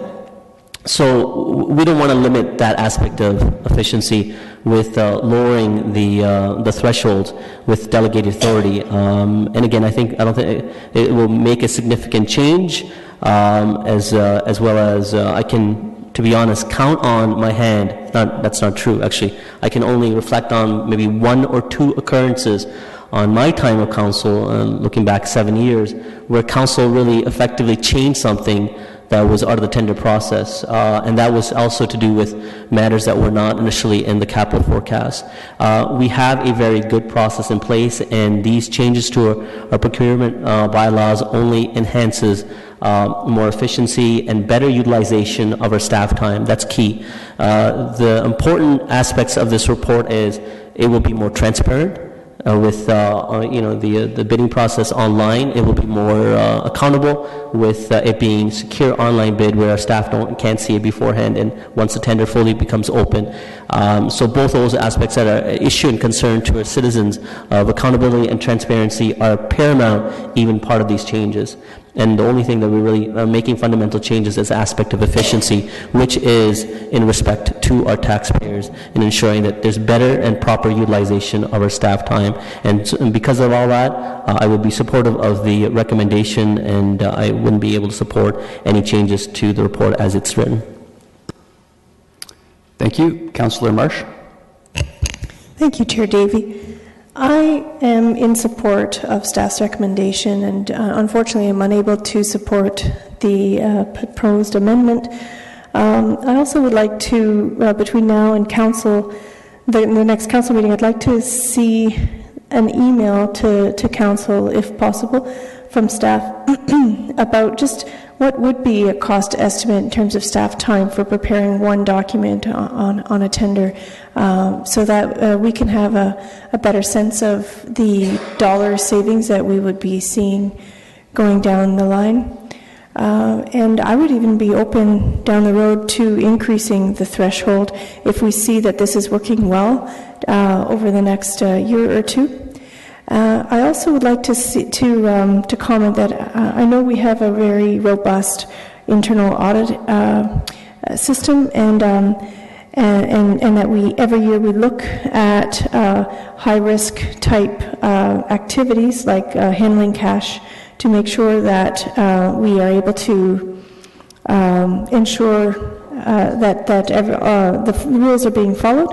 And I would like to know a little bit more about making sure that we have that type of system in place for purchasing, so that council and the public can be rest assured that all the rules that are being stated in this bylaw are in fact being followed in practice on a regular basis.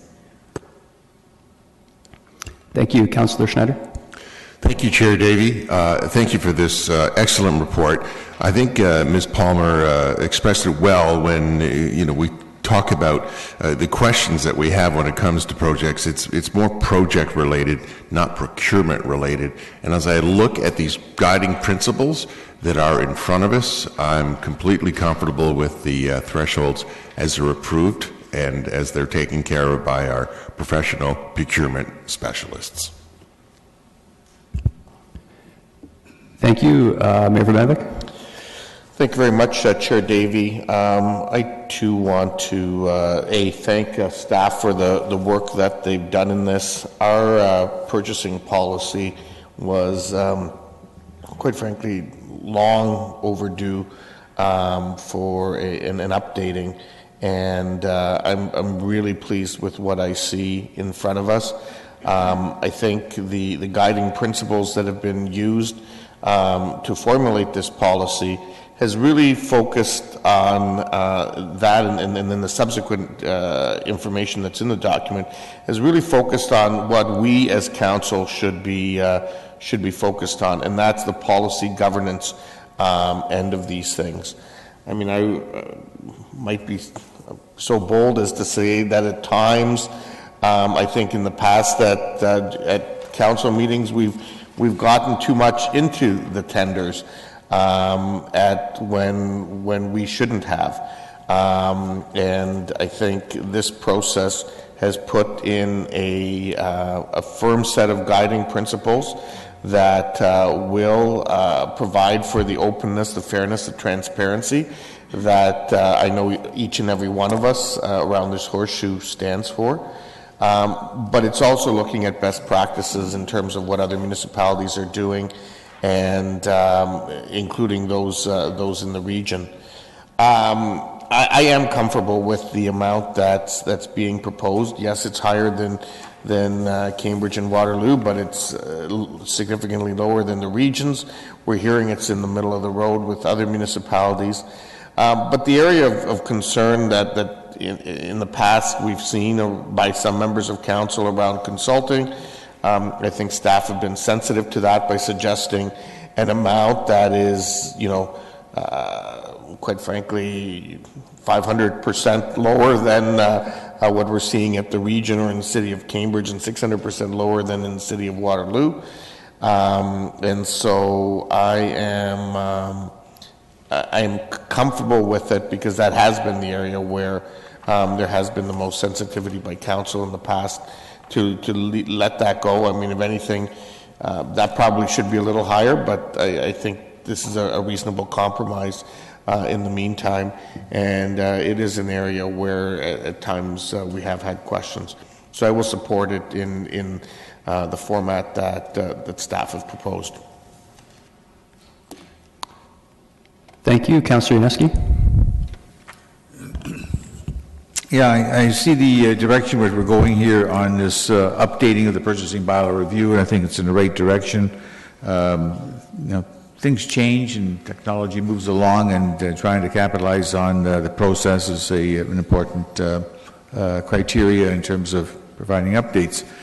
I sort of question in terms of Ms. Palmer putting out a comment that we're going to put this out in the public on the website and for the public to view, and that's wonderful. I really wonder how many of the public actually do look at the tenders and follow it. I think there's hardly anybody does it. I don't even do it. The figure that Councillor Fernandez has indicated to reduce it to $500,000 in terms of the proposal for goods and services, I think we have to keep that in mind, that even though it sort of falls into the middle of what's been suggested by staff, I still think we need to keep an eye on this a little more closer, so I'm prepared to support the amendment.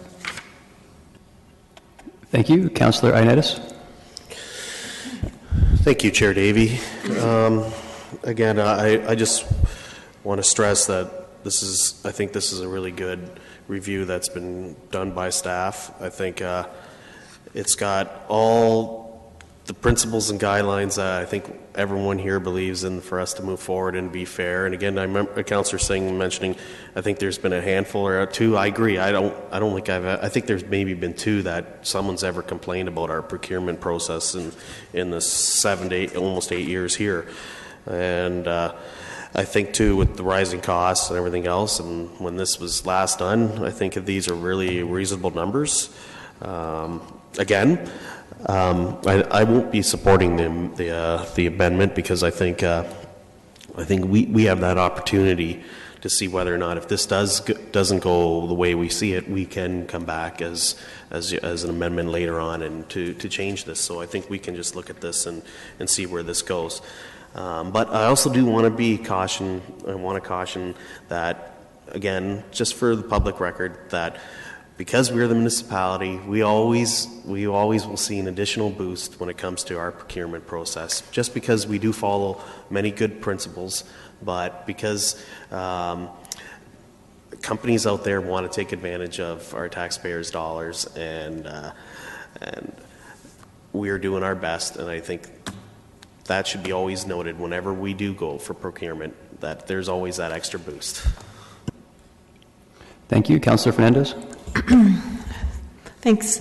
So our procurement process, and tenders are something that many of us really don't completely understand. And I certainly appreciated the meeting I had with Ms. Palmer, and understanding a small piece of what our staff do when it comes to procurement. I think that was one of the reasons why it is important for tenders to come forward for a public scrutiny at council. I think Councillor Yaneski's comment about, who's looking at them online is probably very true. I mean, how many times we at council have had to say to our citizens, that information's on the website, this information you can find on the website, and it's just that there are certain things that residents are interested in looking for, and certain things they probably are not unless they're in the business. The reality is, though, that it is public money that we are spending. And there was a perfect example when Ms. Palmer talked about when we approve the roof provision in our budget, but we don't have the detailed work. My understanding is that the detailed work tenders will still come to council, and I can appreciate that. The comments around how much more work is this going to cause if we went from 750 to 500,000 is a bit of a moot point, because right now we're getting all of them. So, it would be, the question probably should have been, is how many less than what we're getting now in total within that threshold, and how many less would we get with the threshold of 750 and with the threshold of 500,000? And you know, maybe, I mean, I'm hearing from my colleagues that there won't be enough support, but I think that piece of information would have been important probably for me to ask, and maybe we should have that information in an email if that's important for the rest of the council to understand.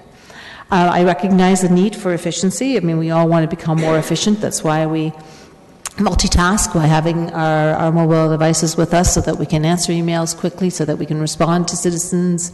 That's why many of us are doing 2 or 3 things at the same time. But that efficiency should never come at the cost of transparency and openness and accountability. I think that is really my biggest concern.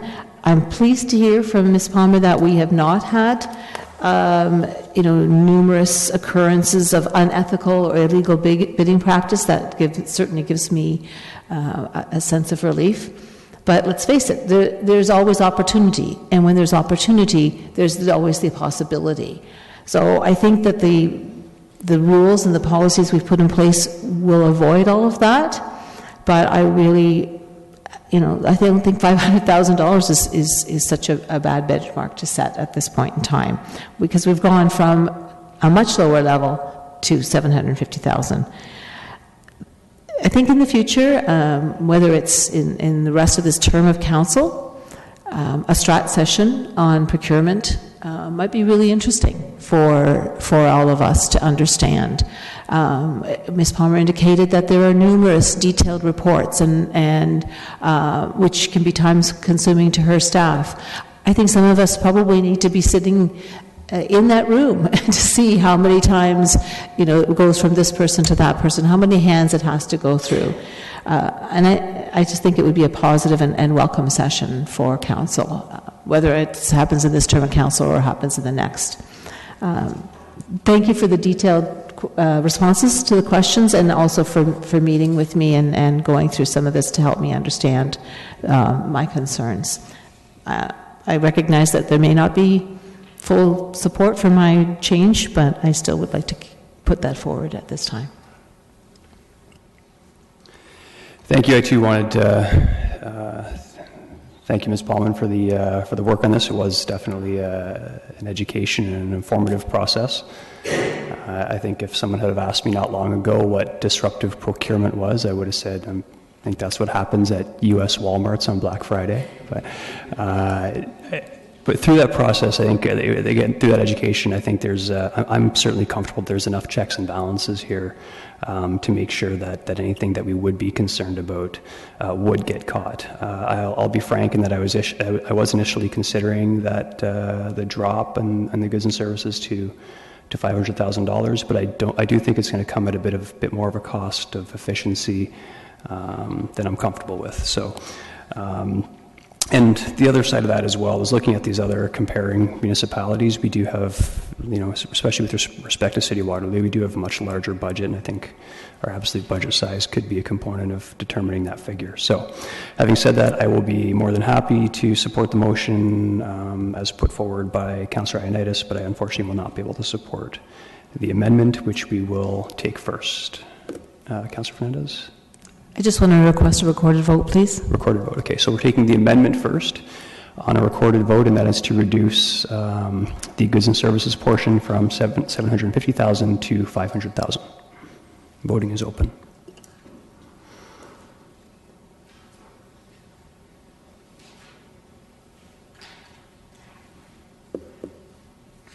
Those in favor?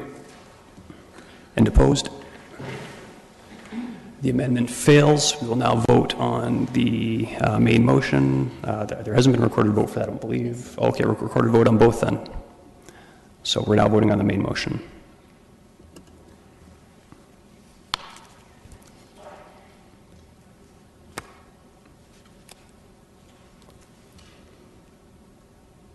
Those in favor? And opposed? The motion carries. We are going to take, punching it in the timer here, we're going to take a 2-minute stretch break before we move along, okay?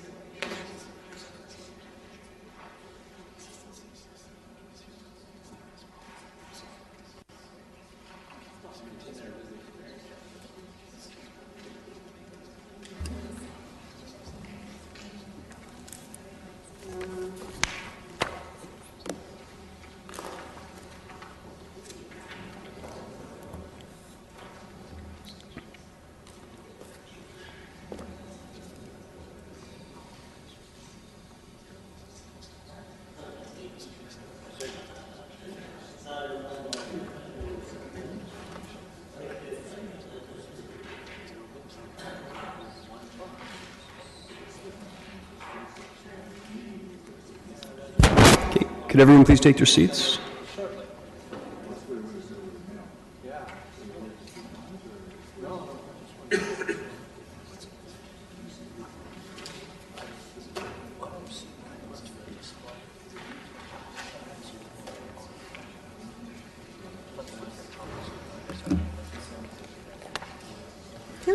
Should be able to slide through on the arrows. Okay, we're moving right along with a major part of our planning in the City of Kitchener with our planning around rapid transit stations. There will be a 10-minute presentation for this item.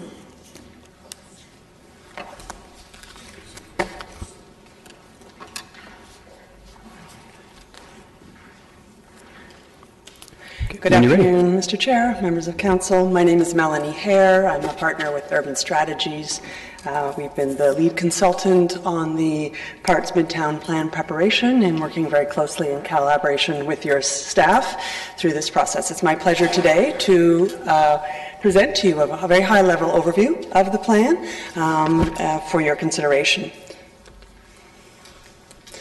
The opportunity offered by the introduction of LRT is really transformative throughout this region, and for the City of Kitchener is an opportunity to think about mobility, improving mobility, supporting placemaking, and creating a series of vibrant mixed-use communities along the corridor.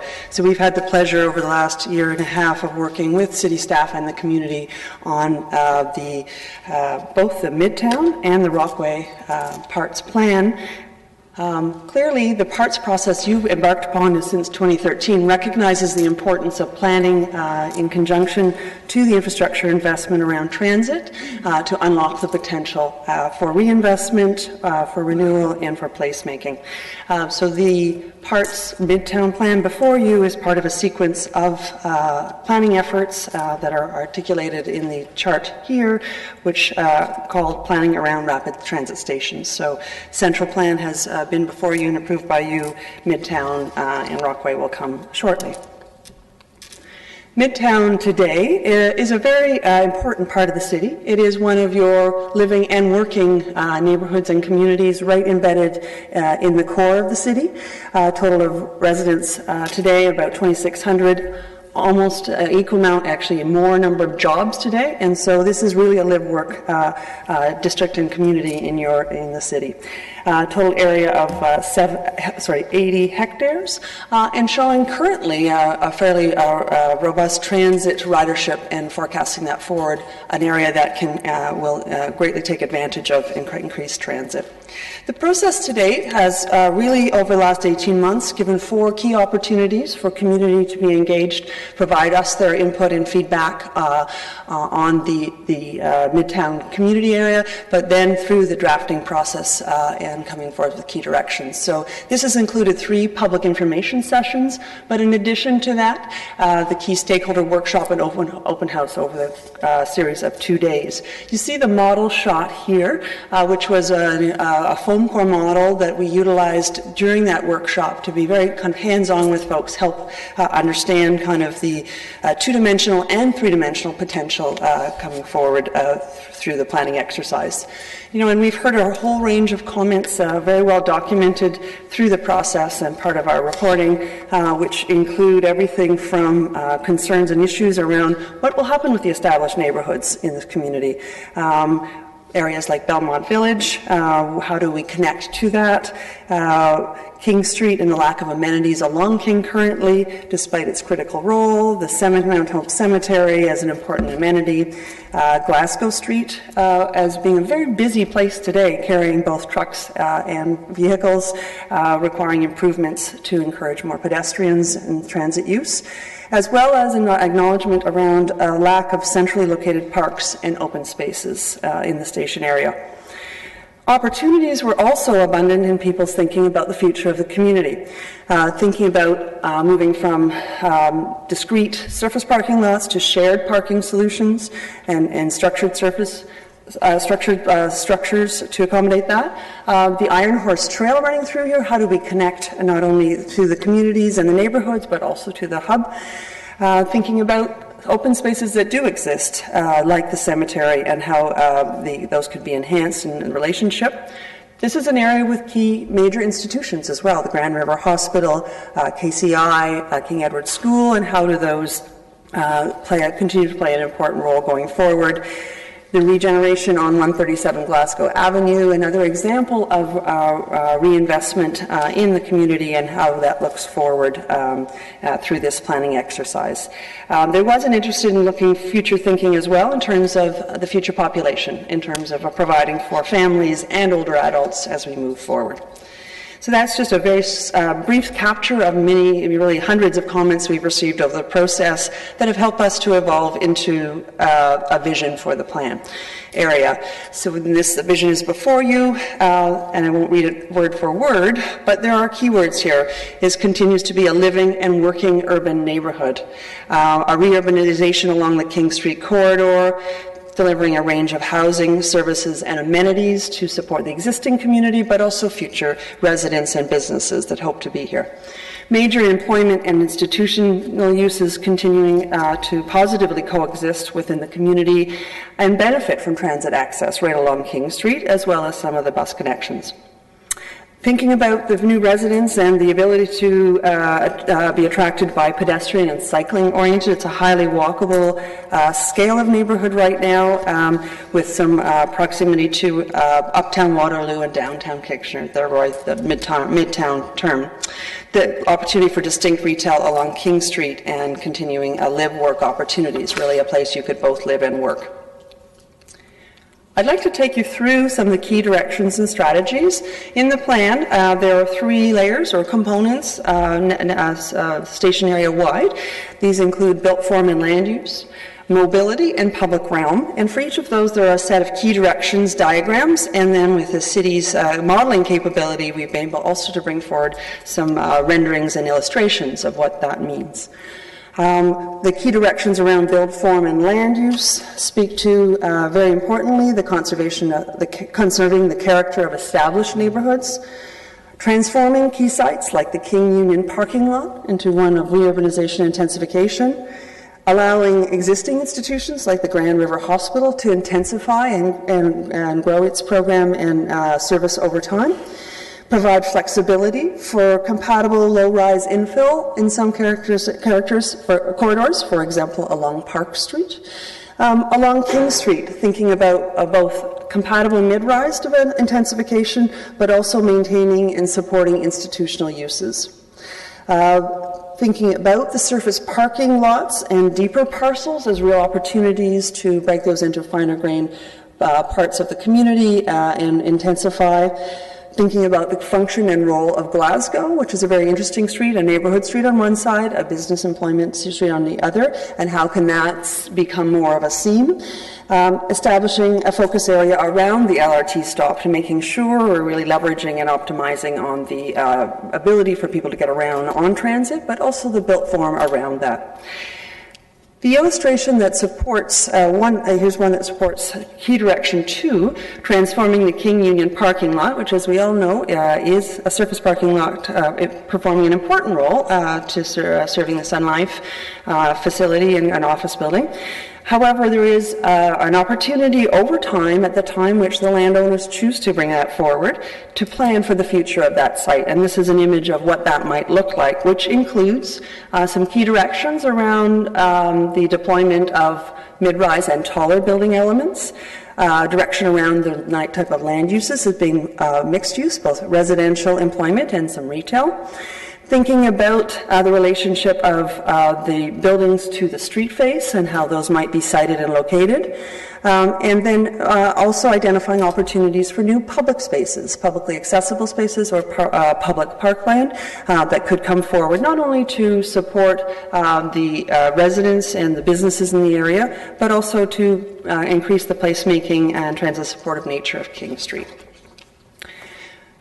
The second layer on mobility, the key directions and strategies speak to introducing a new in-street and block pattern northeast of King Street. This is northeast of King Street. The block pattern is a very deep one, making it very awkward to really fully utilize the entire sites. So thinking about new streets introduced here, and this is an area where the neighborhood wanted to talk a lot about what that means for impact on them in terms of vehicular impact or more vehicles coming through the neighborhood. So these streets have been considered as ways to connect to King Street, either through pedestrian or shared streets, but to be managed in a way that they make sure there's not overflow into the neighborhood streets. So one-way streeting, managing flows, and so on and so forth. Improving the cycling network and enhancing connectivity between trail systems. And there are three really big opportunities here, we believe. One is improvements along Mount Hope, across King, and then through to Mary Street into the neighborhood. The second one is along Glasgow, across Green, and again across King Street in through the cemetery and the neighborhood. And the last one being a connection between Iron Horse Trail and the Victoria Hub along the rail corridor there. So these are opportunities to enhance the active transportation connections and create a fine-grained pattern throughout the neighborhood. Developing a parking strategy is incumbent in the plan, thinking about current surface lots, thinking about strategies for shared parking, and thinking about optimizing that land so that we can encourage more tax revenue based uses, but also city building. Transforming Mount Hope into a complete street, and that's part of the cycling network, but also thinking about some of these key connections across King Street. If I take a look at, give you an example, the three, I'm not sure if this will work, possibly not. Okay, the three key connections that I spoke about are highlighted here, and you can sort of see the way they're woven through the neighborhood, through the plan area, but also importantly connecting out in larger locations to the neighborhood. Finally, on public realm, there are a variety of directions here, enhancing the King Streetscape, thinking about how King Street as an experience that is the midtown connector between uptown and downtown, but also for the key uses along King Street can be enhanced. Thinking about new urban square and public spaces along this portion of King Street. Streetscape improvements along Glasgow. Enhancing the KW collegiate and vocational playing fields, and I'll show an example of that, what that might look like over time, really optimizing the fact that the school's playing fields are across King Street, but how do you also increase the amenity of that playing space for the larger community? New trails and park connections, and all of this thinking about sustainability, stormwater management, and low-impact development as design comes forward for these spaces.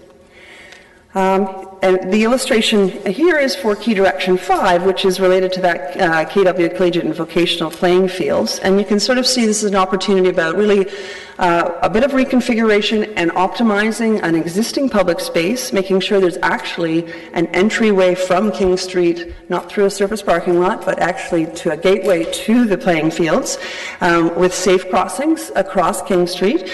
Some new street patterns, which would also allow for unlocking of the King Street frontage for mid-rise redevelopment over time. And then, of course, linking back into the neighborhoods in a sensitive way through pedestrian and cycling trails. This process has been complemented by both a planning process and a municipal class EA process. Along with that came a technical evaluation, and you can see the 9 areas of technical review that were undertaken to review the preferred scenario and ensure from those technical aspects any refinements to the plan were brought forward. I can speak more specifically to these as if committee wishes, but generally the preferred scenario was, and the plan in front of you is seen as in many cases improving the current condition. And then finally, the implementation of the plan will go forward. The key directions in a preferred land use plan are intended to be implemented through a secondary plan process and a zoning bylaw amendment, which the city staff will take on as the next phase. You can see here the land use plan, which is a component of that, but all other aspects related to built form, public realm, mobility would also be intended to be implemented through that factor. So I believe in your staff report there is a recommendation before you that the Parts Midtown Plan be approved, that the staff prepare the appropriate official plan amendment, the corresponding zoning bylaw amendment, and related urban design guidelines, including some additional public engagement and consultation to implement the Parts Midtown Plan, and further that the mobility, public realm, and any other relevant technical and implementation recommendations be prioritized as part of a future business plan, work plan, and budget process. Thank you, Mr. Chair. I'd be pleased to answer any questions. Thank you, Ms. Hare. What we'll do actually is you do have one delegation, so we'll hear from the delegation before taking any questions of staff, if that's okay with the committee. So I have noted people in the queue, and I'll queue you back in when it comes to questions of staff, but if everyone could log out now, that would be great. Okay. So, Ms. Hare, if you wouldn't mind just taking a seat for one moment while we hear from the delegation. That delegation is Mr. Patterson, Scott Patterson, from the Brush Patterson Associates.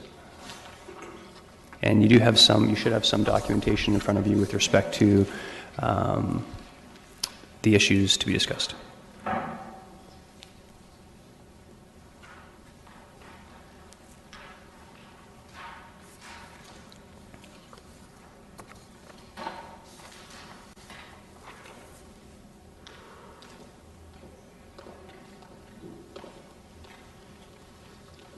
Thank you, Mr. Chair, members of committee. Again, my name is Scott Patterson. I'm a planning consultant with LaBrush Patterson and Associates. I'm here today on behalf of 2 property owners, those being 101 Glasgow Street and 105 Glasgow Street. On the image that's on the screen before you is 101 Glasgow Street, which is owned by Airboss of America Corp.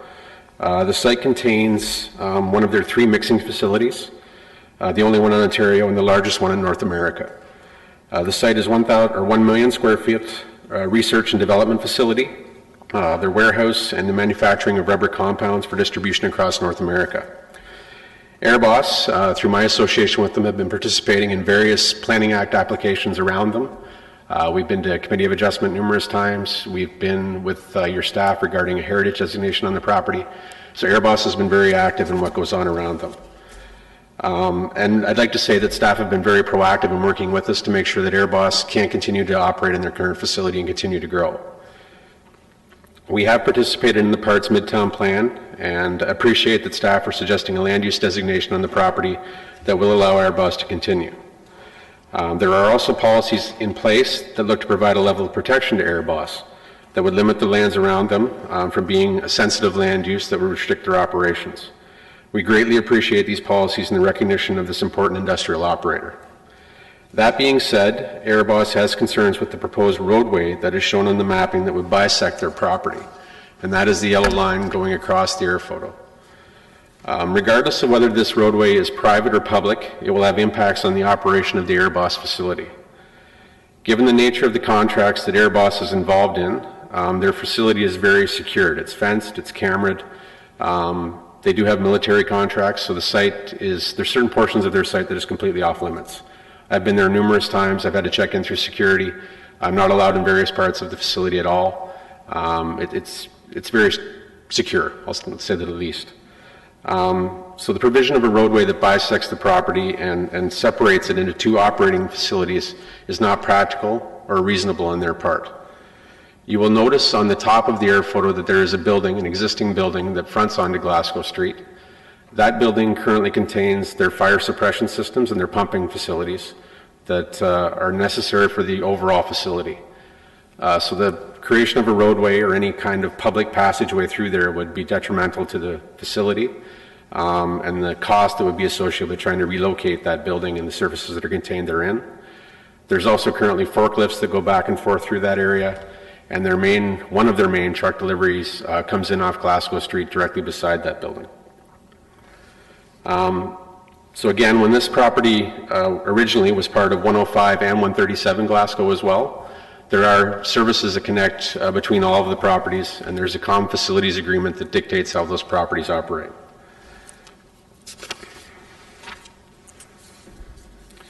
Any provision of a roadway through this land would impact the operation of the facility, and for that reason we simply cannot support it. AirBoss have currently asked me to assist them with consideration of an expansion to their facility of approximately 10,000 square feet. This would be for an additional office and research and development space. The appearance, based on the current Midtown plan, is that the policies are beneficial in protecting AirBoss's operation and encouraging them to stay, while the provision of the roadway has the complete opposite effect. Staff will indicate that the nature of this roadway is unknown at this time, and it could be a private road or a public road. But regardless of what it is or who owns it, it will have an impact on AirBoss, and we cannot support it on the plan as proposed in any form. We would ask committee to support the Midtown plan with the removal of this roadway.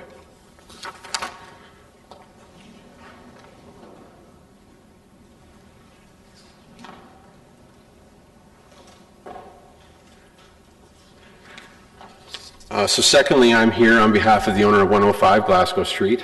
This is a 4-acre parcel of land with frontage directly onto Glasgow. The lands are currently developed with a commercial parking lot at grade in support of Sun Life. This use is seen as an interim use with the goal that the lands will be redeveloped in the future for a more high-intensity or significant land use. The landowner is cognizant of the fact that AirBoss exists and that sensitive land uses on the lands are not appropriate or supportable at this time.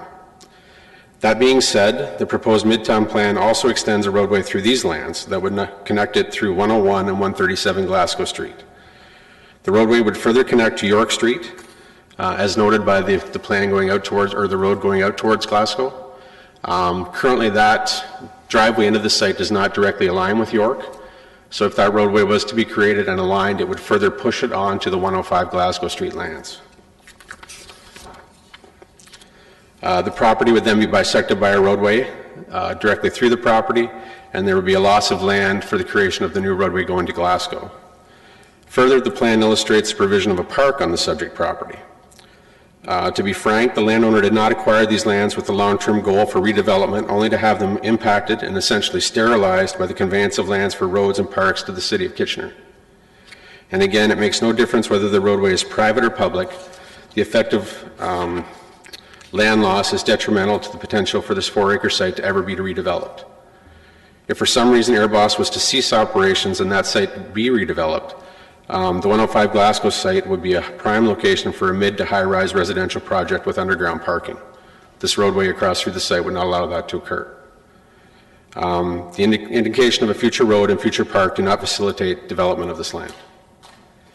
And lastly, with regard to 137 Glasgow, which is known as the Catalyst 137 project. I am not formally retained by that property owner, but I have spoken with them directly about this roadway.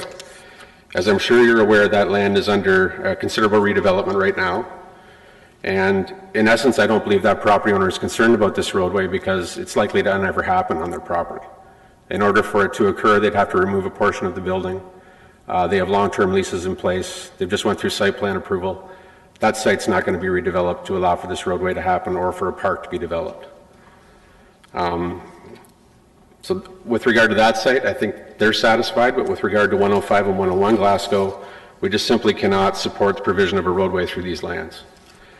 And on that basis, I would ask committee to support the Midtown plan the way it's drafted, but to remove any consideration for a roadway through these properties or the provision of a park. And if there's any questions, I'd be happy to answer them. Thank you, Mr. Patterson. I do have from before for questions of staff. I had Councillors Marsh, Fernandez, Singh, and Ioannidis. And for Mr. Patterson, I have, I guess, 6 people in the queue, assuming they're asking questions of Mr. Patterson. So when you're ready, beginning with Councillor Ioannidis. No, my question wasn't towards him. Okay. So if you're not asking questions of Mr. Patterson, please click out of the queue. Next is Councillor Singh. Yes, thank you, Mr. Chair. And Mr. Patterson, I think you've articulated the impact to your client if we were to go ahead with the recommendation as proposed for the roadway through those lands. Through the consultation process, you perhaps your firm on behalf of your client articulated this concern beforehand, or is this more of light to you guys now recently? Through you, Mr. Chair, my clients directed our office to participate in the stakeholder workshop that occurred in December. I did not attend that meeting. I remember my staff did. I am told that they verbalized our concerns with the provision of the park and the roadway. There was another public information center in May that we did not attend. Airbus went through a plant manager change, so we were not directed to attend that meeting. But since that time, there's been no direct conversation between city staff and our group about our concerns. And you've already said the current operations with Airbus, if this roadway were to happen down the road, it would impede their current operations or the contracts that they would have right now? Through you, Mr. Chair, yes, I believe it would. Just knowing the nature of Airbus's facility and how they operate, the nature of their contracts, and the facility or the mechanical equipment that's currently located in that existing building. I fully recognize this is at a high level, and this opens the door for discussions later on. But at that same high level, my clients need to take a look at what opportunities are for them on this site. So when they're looking at future expansions and they're looking at their long-term plans for a site and they open a map that shows a road going through their property, that doesn't bode well for them to continue to consider developing and expanding on this property. It's a big impact. And the secondary plan relies heavily on creating an atmosphere that is supportive of employment as well. Not only, would you say that's correct in reviewing the staff recommendation? Through you, Mr. Chair, yes. The policies in place and the proposed land use designation for this property is exactly what we were hoping for. There's protection policies. It recognizes Airbus. It goes a long way in facilitating us to stay on site. Okay, so you're a planner as well. I completely appreciate. I think you've laid out a good argument why this would be onerous on the current landowner.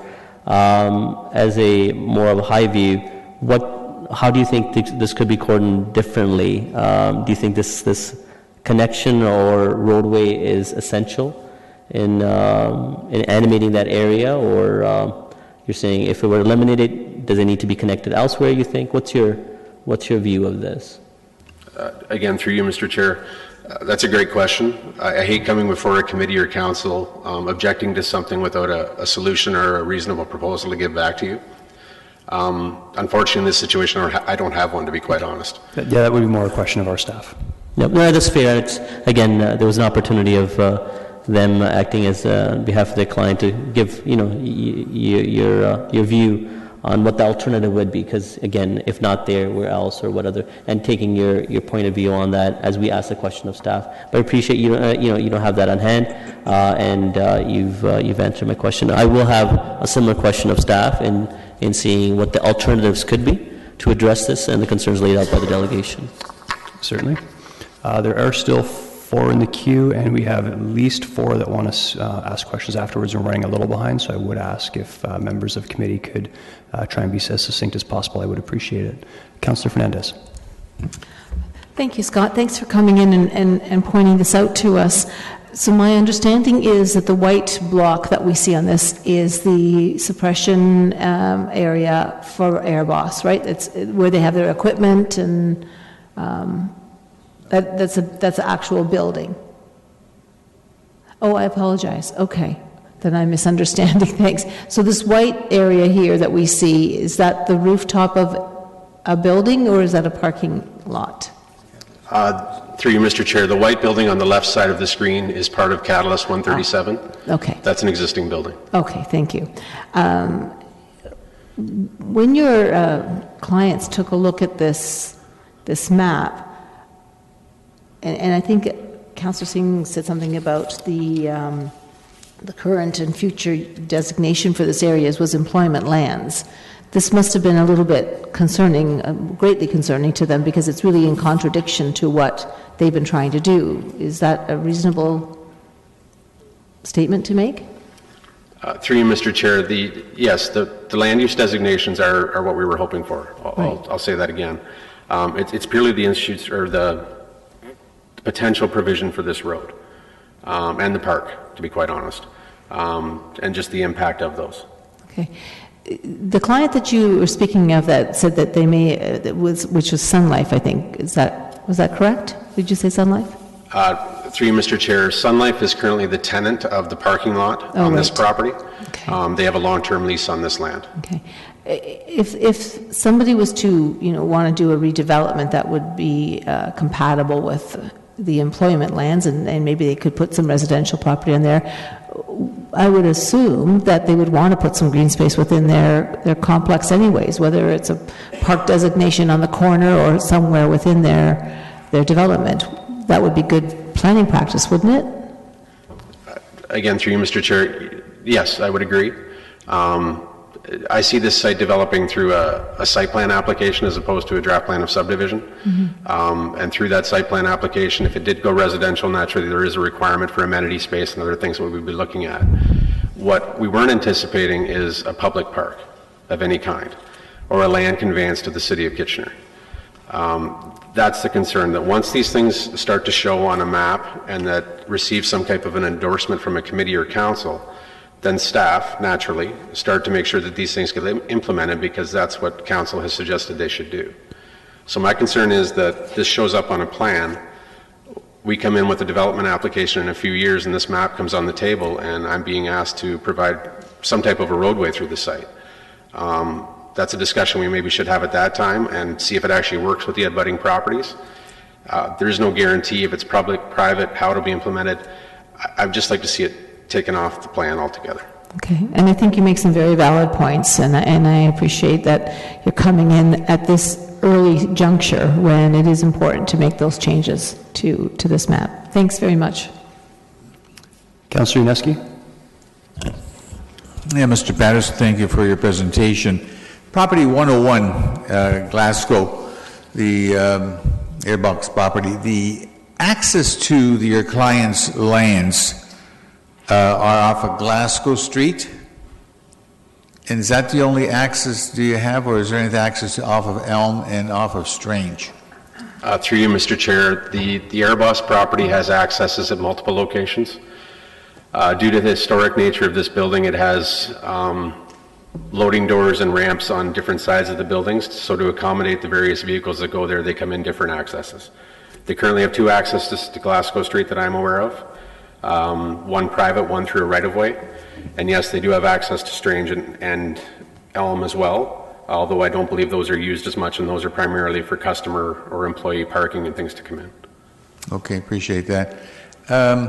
You also indicated a potential expansion of the site in terms of the building, and that maybe is premature in terms of right now, but would that be sort of a demolition of existing buildings or just an addition to to what you have right now in terms of buildings?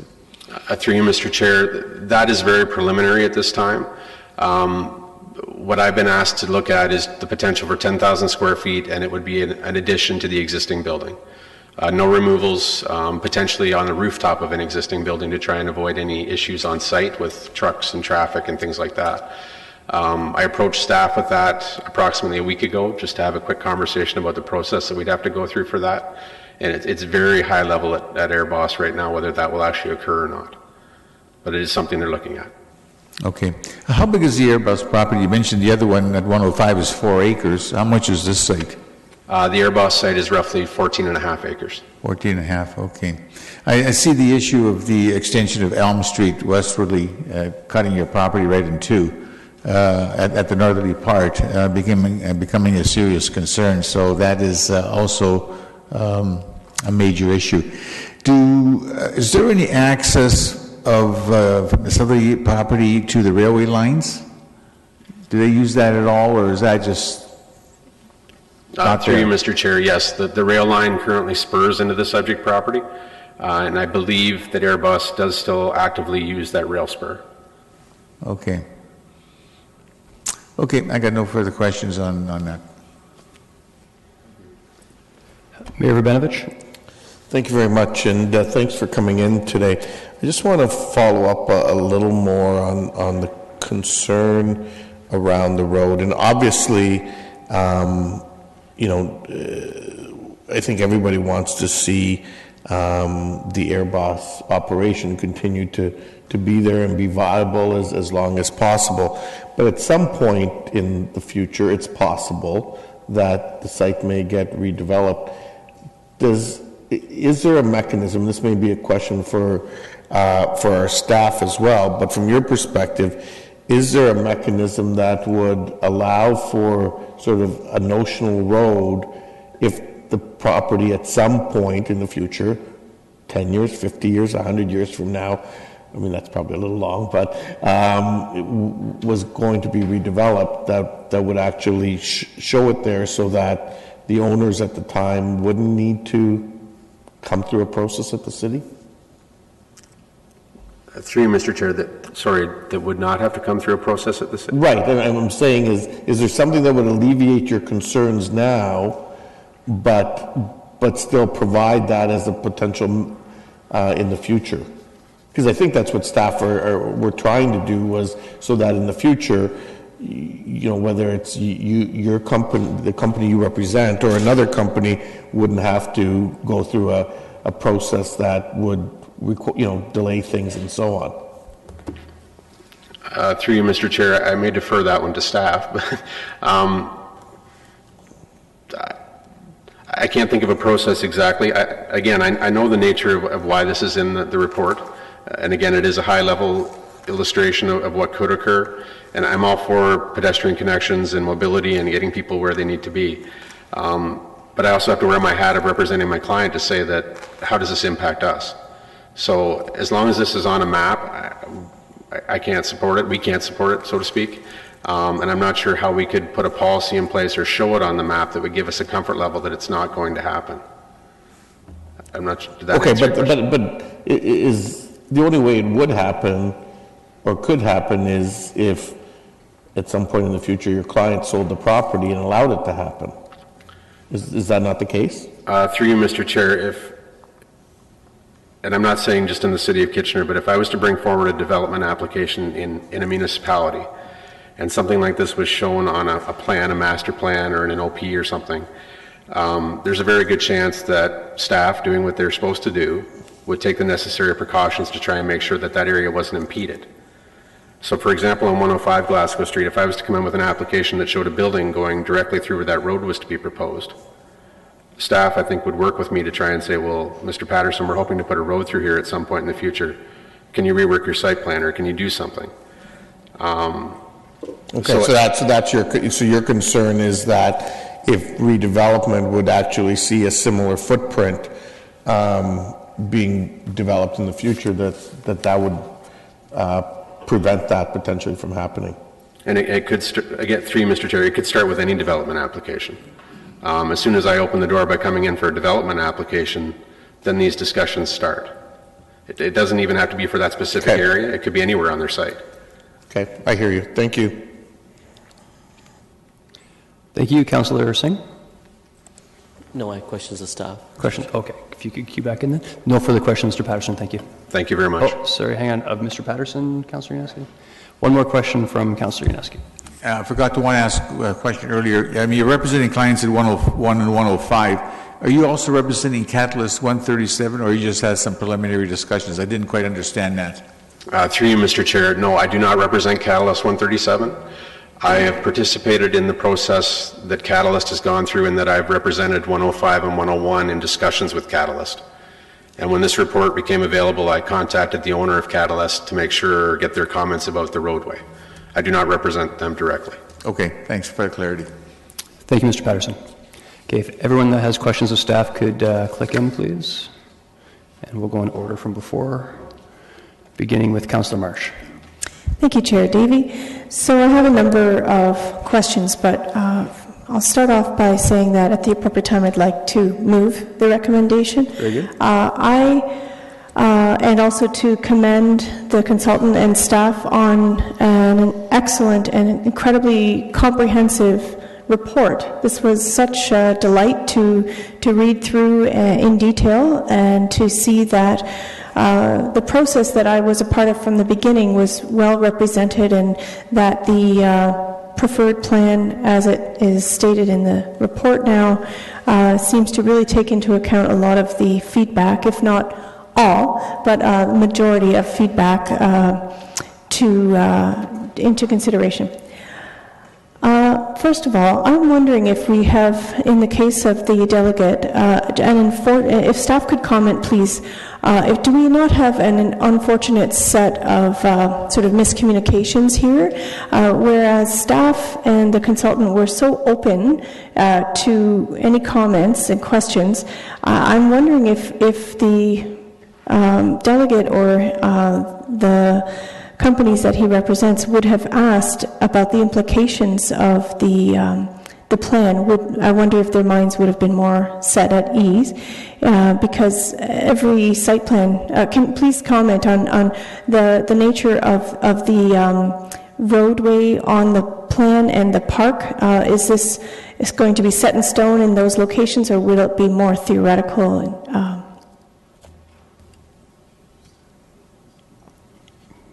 who's taking that? Ms. Hare? Chair. First of all, the plan it sets important directions, which are really a framework for reinvestment, and all of which would need to be worked out collaboratively with development or land interest in terms of exactly how it comes forward.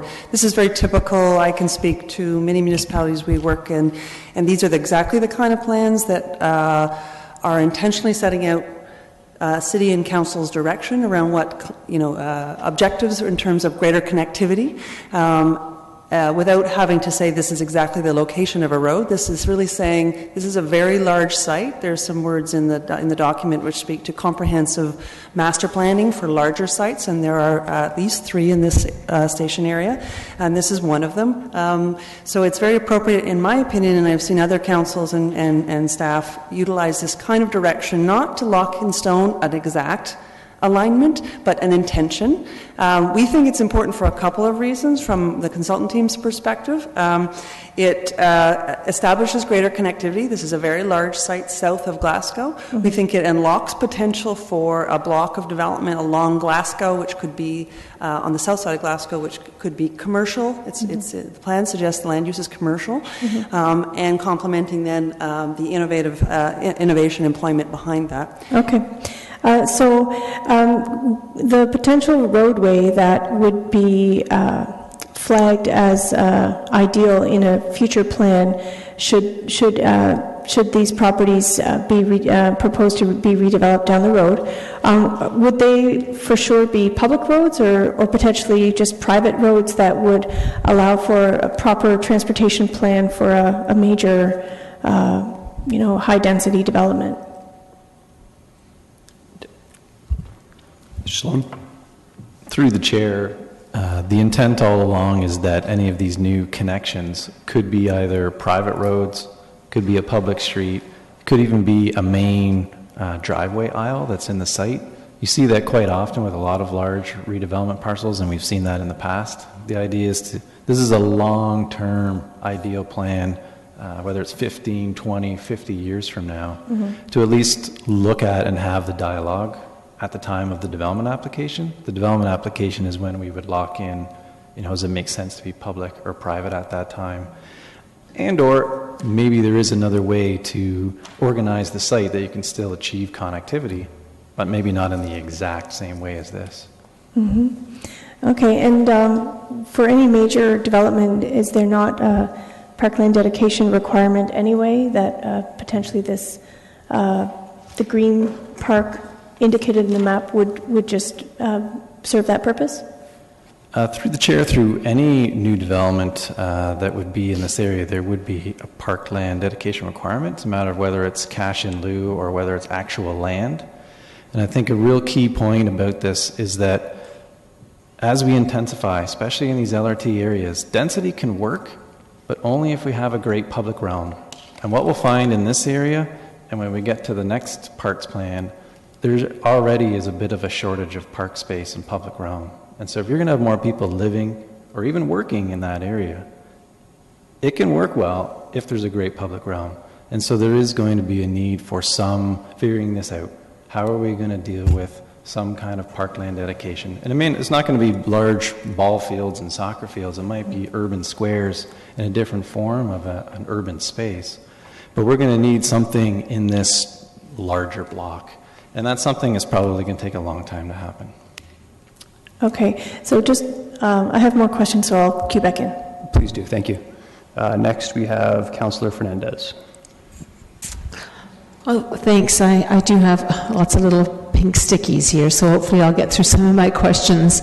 But just to address Mr. Patterson's concerns, it's not really a question, but more of a bit of a comment. Well, question first, I guess. Brandon, I heard you just say that this could be a long term or a long time before this actually would be put into place. So it's high level, conceptual, maybe if AirBoss is there, not there anymore, kind of pie in the sky thinking. Is that was with no disrespect. I didn't mean that. But I think you're getting where I'm going from. Through the chair, yes. This is a long term. We're talking 20 years plan, could even be longer, and it's an ideal plan. And it is being put forward as there's many possibilities. And the mayor touched on this. We are doing what we can to protect AirBoss operations. Maybe in 15 years, they have some interest to sever off the parcel that fronts Glasgow Street and add that as part of an income portfolio, and then we can have this connection maybe occur at that point in time. Maybe it doesn't even occur at all, but at least we're planning for the possibility that on some of the lands here that we're looking at having kind of a rational pattern here. And I think council and others have experienced this so many times. I mean, it's what I've heard over the last 17 years. If you only have one way in and out of a site or a subdivision or something like that, just imagine the traffic on Glasgow as things intensify. So if you can have more than one way in and out, that's the most ideal from a transportation. Okay, and I appreciate that. And certainly we try to protect our manufacturing as much as possible. So I think that what maybe we need to give Mr. Patterson is some assurances that he can pass on to his client that our support of manufacturing is there and will be there as long as AirBoss wishes to remain. We want to support them, that we have no intention in the immediate future of severing their property.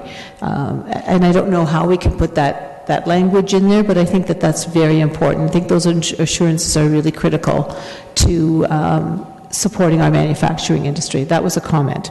Sorry. One of the other things so as I was going through your plan, I absolutely agree that more green spaces, and we just spoke about that, so I'll flip to some of my other questions. The built form, and one of the diagrams you had showed an awful lot of tall buildings. And I'm assuming, because I think I've been through that process before, that any tall buildings, high rises will go through a rigorous sunlight wind tunnel review, because I think as we build our city up higher, those are really critical concerns a perfect example would be the buildings where my parents used to live. The wind tunnel between those two Drullo buildings on Wilson was horrendous and became a danger for especially elderly people leaving those buildings. Can I be assured of that? Through the chair, we've definitely learned a lot about tall buildings, and when we talk about tall buildings in Kitchener, we're talking about 9 stories and above. There are opportunities for that along certain locations of King Street. When we look at the land use plan, anything that's in that either high-rise residential or high-rise, high-density mixed use is anything that could have taller buildings. And yes, there would be a level of rigor and analysis done. And the other thing to look out for is there are some design guidelines that are coming to committee at an upcoming committee meeting this year about tall buildings, and that once those are then put in place, that will give the assurances I think that you're looking for, that we'd be looking at a lot of those key features and more. Yeah. So in the first page, I apologize, I've forgotten the consultant's name, where the small little squares were with all the concerns and issues. One of the issues that you may not be familiar with is the issue of fast food and quick grab food for the students at KCI. They flood the hospital every day between the hours of 11 and 1, and because I've been at the hospital a lot in the last number of months, it's really challenging for patients and staff to get food because of the hundreds, literally hundreds of students that go through there. So if that's something you can identify in that corridor, I think that would be really important for you to do. I'm out of time, so I'll click back in. Please do. Are you looking for a response to that, or does it sound like more of a... Okay. Thank you, through the chair. As part of the technical review, we undertook a health impact assessment, and one of the things we were looking at is access to a variety of retail and grocery and cafe space for the users along King Street. And so access, you'll see in some of the language around the intention of providing a much more animated kind of greater offering along King Street at the ground level of the development is part of the intent. We have looked a lot at, part of the challenge along King Street is today it's a little difficult to cross, in some cases not safe enough to cross. So thinking about how people are getting across to these new uses is also part of it. And then Central Fresh is there today, and we recognize the important role they play, and would, all of the policy framework is allowing them and hoping that they will continue to exist on that site, potentially in a different form. But certainly the idea is to embrace the current uses and enhance those types of offerings for food and retail. Okay, thank you. Councillor Singh. Yes, thank you. So I have a couple questions. I'll focus first on the delegation's concerns on behalf of his clients. So in answering Councillor Marsh's questions, I get that this is a very overarching document. The specifics will definitely get worked out as to any future development that would happen on those lands, and perhaps through a secondary plan specific to that site, or through just overall site plan design, right? So nonetheless, the concern that exists for the client, there may not be necessarily a massive redevelopment on those lands in the foreseeable future, but there may be a reintegration of where the activity needs to be for the operations. And while we define a particular line of a roadway, that impedes their operations in the foreseeable future, and hopefully they will be part of our community for decades and decades to come. Although the redevelopment there would be ideal, but nonetheless they provide employment opportunity to our citizens, and that's something that we need to be reflective of. So rather than outlining a roadway, which that is their concern, can we not articulate in saying there has to be additional access points in future development? So, they can continue on reintegrating their site for their current use, but when a larger development of that parcel through a secondary plan perhaps happens, then staff can have that very specific conversation or outline priorities to ensure that there's better management of traffic through that site. So there's only not one point entry and exit. So I'm looking for your comment on that. Yeah, through you, Mr. Chair. There is provision. I completely agree with your approach, and the intention in our work on the plan is to not to allow the employment uses to be there as long as they wish, and to allow them to grow and prosper. Also to allow them to think over time things may change. So I think there's an ability, there are words in the plan which speak to master plans for large-scale sites, which are intended to demonstrate how new public spaces, new connections can occur. When I have been acting on behalf of development clients who are owners of large sites, often the way I find this works is there's an intention stated in a plan. They need to respond to the intention. If it's not in the alignment, it may be proposing another solution where you can get a connection another way which does not impede the future. So that'll happen down the road. Again, the immediate concern is right now you have current operations for a business there. They want to do expansion or change of the building format, where it may come close to or on that outlining boundary where that roadway would be. What would be staff's response to their client at that point? Sorry, we've already outlined this is a public or private roadway. No, you're going to have to find expansion somewhere else. Or is it going to be, no, we've outlined as an overarching principle that there needs to be more entryways or public access through the larger parcel land that's assembled there. But you can do with it what you want as long as you need to ensure there will be other entry points that are required for future developments. Through the chair, I can say that likely this wouldn't come up about the AirBoss lands until sometime after the adjacent surface parking lot was to go through a redevelopment process. The city wouldn't be going to look to try and expropriate the land to have a public road there. We would need to see what would happen on the adjacent land first. The only time it would come up, I think, with AirBoss when they're looking to do anything else on their site is if they were to propose, say, a building right there on that line at the end of Elm Street. If they were doing work elsewhere on the site. So, and that's the very point that I'm making. They may feel that that is a suitable spot for that building.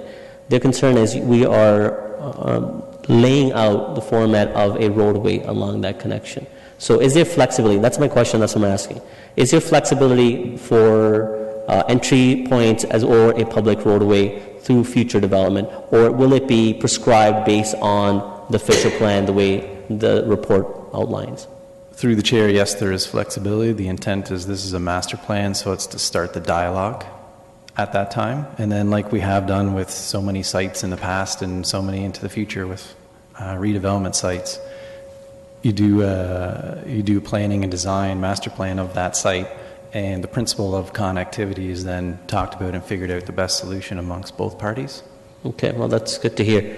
Did you reset my clock? Because 5 minutes went by really fast. 5 minutes? I'll keep back in there. Your first question was about 2 minutes, I think. Councillor Ioannidis. Thank you, Chair Davey. My question is in regards to when I look at the overall preferred plan, and what I see is I see something that's missing. And what I see that's missing is, and it's been a catchphrase called the missing middle. And to me, when we look at these plans, the central plans, the whole purpose of the central corridor is to see intensification. And what I see here is when we have established neighborhoods here, I see that it's about 20 or 30% of what the established neighborhood is, and that's being protected here. So to me, that's like an artificially heritage designation kind of thing to me. So can you please explain to me why there's such a small percentage of the missing middle? Sure, through the chair, maybe I would ask the clerk if we can scroll through to get to the preferred plan. There we go. So through the chair, this is a good question, because when we started out with doing the parts plans, this was kind of the beginning of this, was to identify where should we allow and direct the growth and allow intensification as it relates to LRT stations, and where to make sure that we protect and conserve our neighborhoods. So what we've done on this plan, you will notice something called a focus area boundary. And so that is on the legend, it's a black line with some white dots, and it goes around a lot of the lands around King Street and Park Street. And that is the area to focus the intensification, where you see a lot of the purple and the mixed use. When we have looked at the numbers for this area with this plan is planned to have the capacity to accommodate approximately 254 persons and jobs per hectare. That number is equivalent or a little bit more than what our current target is for downtown. That number is greater than what some of the new provincial plan target numbers are. And so we feel that this is an appropriate plan that in the right areas we can accommodate quite a bit of intensification focused around encouraging LRT ridership and other transportation options, while still at the same time it's important to protect the core of those neighborhoods, whether they are a cultural heritage landscape of a neighborhood or their neighborhood. They're great neighborhoods and they have character, and they're important to make sure that we maintain and enhance that.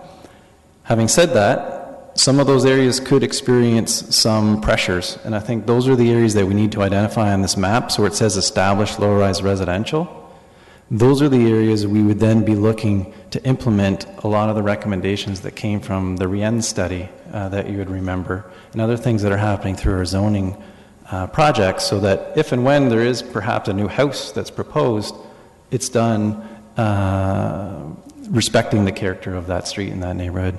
So we feel that this plan is enough intensity to help achieve future targets. Okay. Go ahead. Sorry, I couldn't hear you too well, so I had to shut my speaker off. So as far as we're looking at the established low-rise as being part of RINES. That's what you're trying to say to me? Through the chair, those are locations where we would implement a lot of those recommendations that we talked about in terms of the front yard setbacks and the building heights, etc.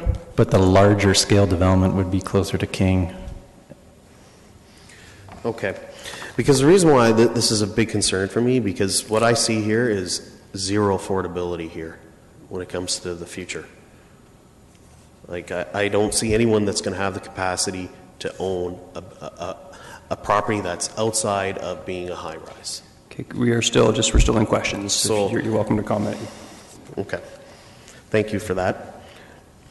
I have no further questions right now. Okay. Can cue back in. Councillor Yaneski.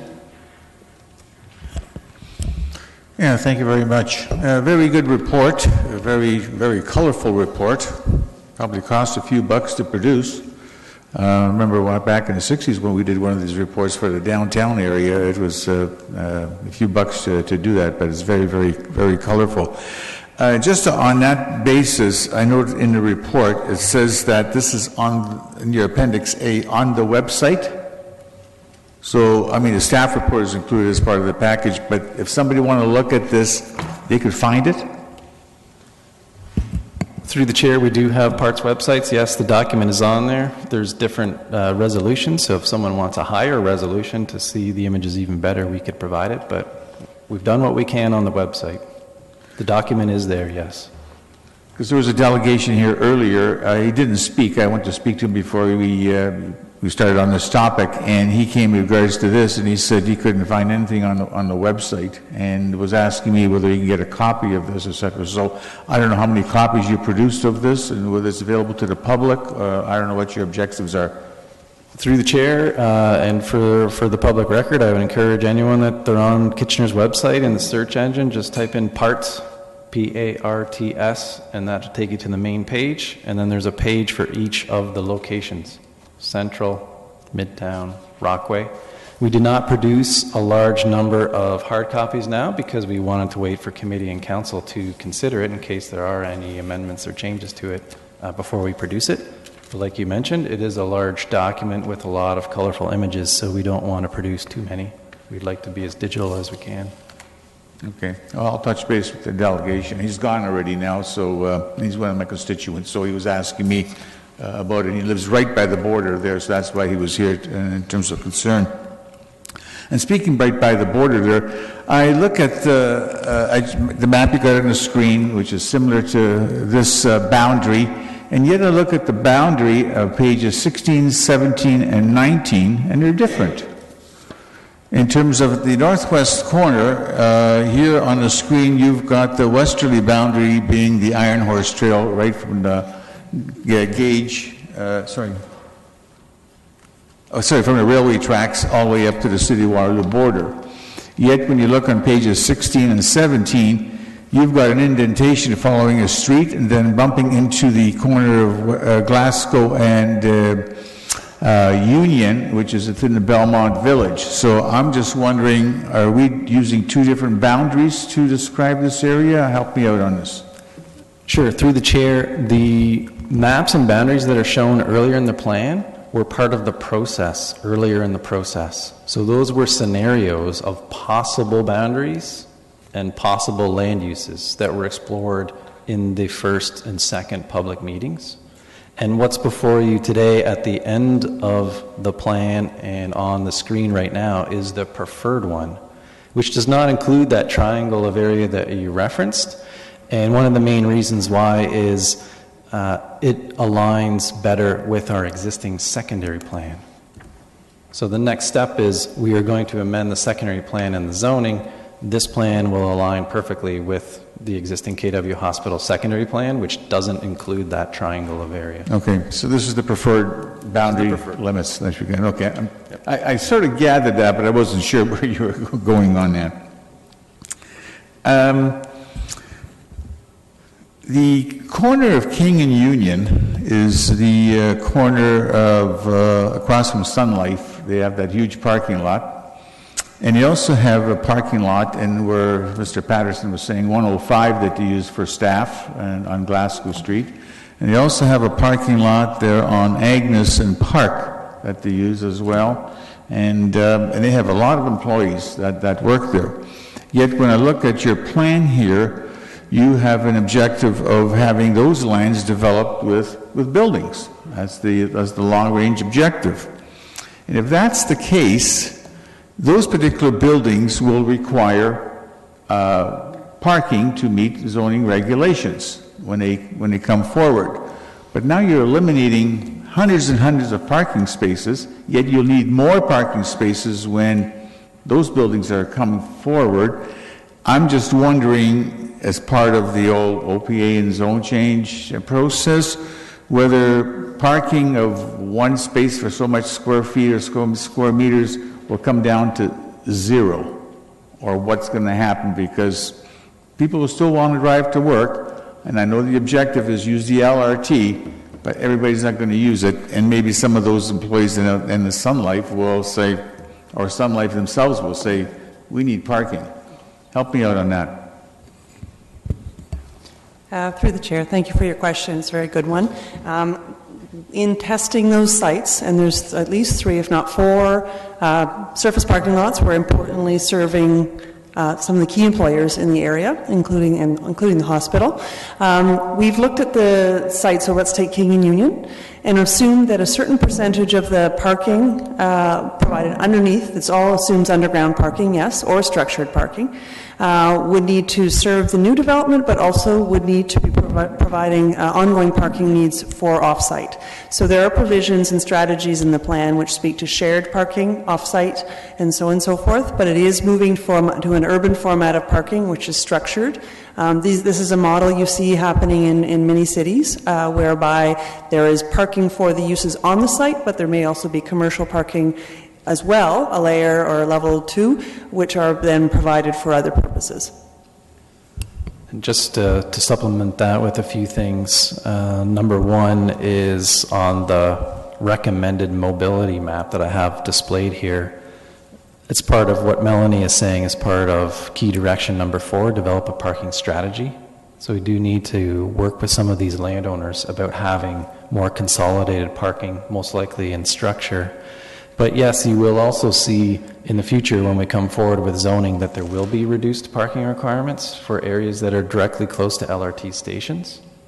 And also, we need to make, to be honest, some serious headway with large employers like Sun Life and the hospital about transportation demand management. And so we are trying to set things up for the future. All right. I want to expand on that, but my time is up, so I'll cue in after. Please, thank you. Mayor Rabinovich. Thank you very much. And I just want to further follow up on some of the other questions with respect to the Airbus property, because I understand what you're trying to achieve, but I also understand their concerns, and particularly, you know, at a time when we want to make sure we're being as flexible and as welcoming as possible for anything in the manufacturing area. I want to make sure that that we're not signaling anything that could potentially be seen as a concern by the owners of the company. From your perspective, is there a way of achieving or suggesting what you're suggesting without, in a definitive way, so as to address their concern, but at least, you know, provide notionally the idea for the future in the document? Because, but my concern is when I you know, even heard your answers to some of the other questions, there was a gray area there, and I think the company's looking for there to not be a gray area on this issue. So, is there some way of getting to that point? Through the chair, one thing we could suggest, and it's something that we had on our plans throughout the public process, is that it's not necessarily meant to be definitive where it actually shows on the plan where it says proposed street. Most people are taking that to mean public street. So one option might be to add some text to the plans, something to the effect of that these could potentially be public, private roads or drive aisles to be considered in a future site master plan at the time of future redevelopment. Maybe one thing that is talking then about that future site master planning process, the future larger scale redevelopment, to give that indication that it's not necessarily about right now in their current operations. Right, because I think that the last thing we want to do is create a scenario where they come in, they want to do an expansion, and folks, you may not be around the table, we may not be around the table at the time, and the folks around the table at that point in time say, well, you know what, there's this notional thing around this road, we don't want you building this where you're saying you're going to build it, and then we end up in a situation that leads to loss of jobs. That's not what we want. So I guess I'd urge you between today and when this comes back to council to see if you can come to that sort of understanding with the company that can alleviate those concerns, because otherwise I'd have to be frank, I'd have a hard time supporting it in its present form. The second question I have is just with respect to when I look at King Street and the section between Green and Union. So essentially you've identified as mixed use, high density, the whole area in front of KW Hospital, as well as a big chunk of the parking lot next door along King.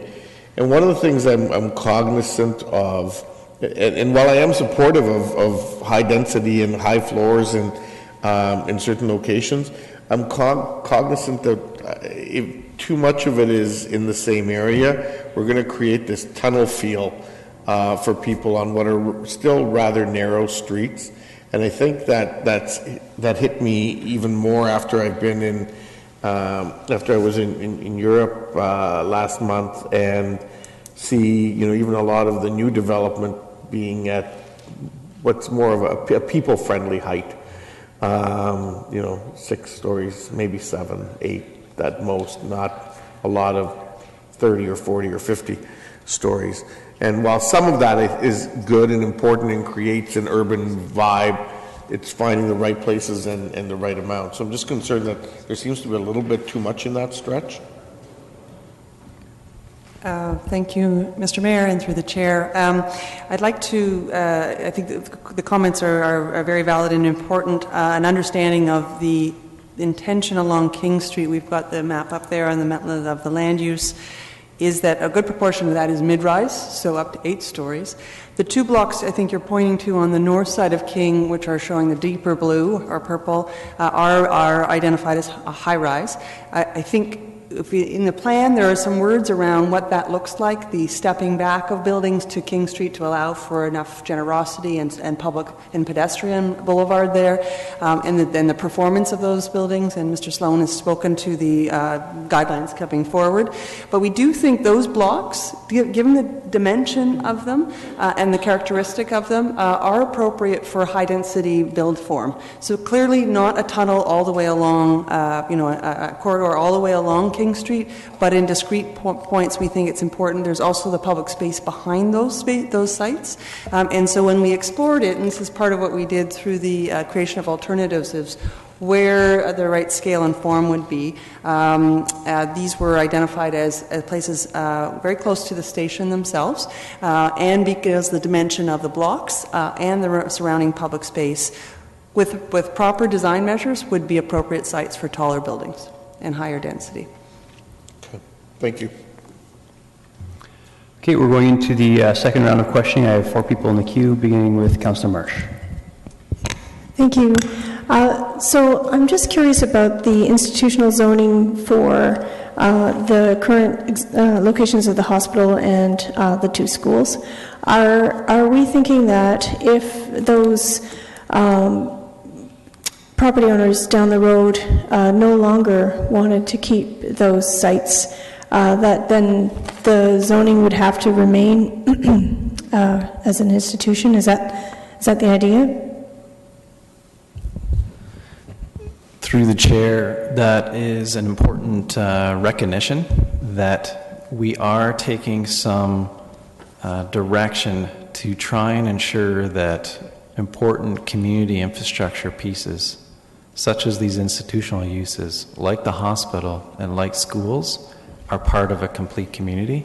Right. And they should be there, or some form of institutional community supporting uses, so that we want to avoid situation where everything just redevelops as townhouses and that's all there's there. Yep. So the intent is that, yes, this is a slight move away from some of the framework that exists right now of mixed use, is that it's institutional.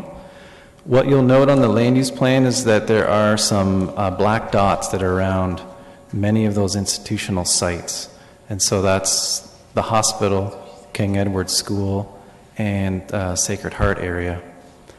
And so the intent is that we can, at the secondary plan and the zoning level, just complement some of those uses to make sure that there is a good enough variety to ensure continuity of the site, but also to make sure they're also of a similar scale compared to our normal institutional.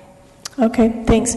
And did the Waterloo Region District School Board give any feedback regarding the ideas for the rejuvenation of that field and potential park space?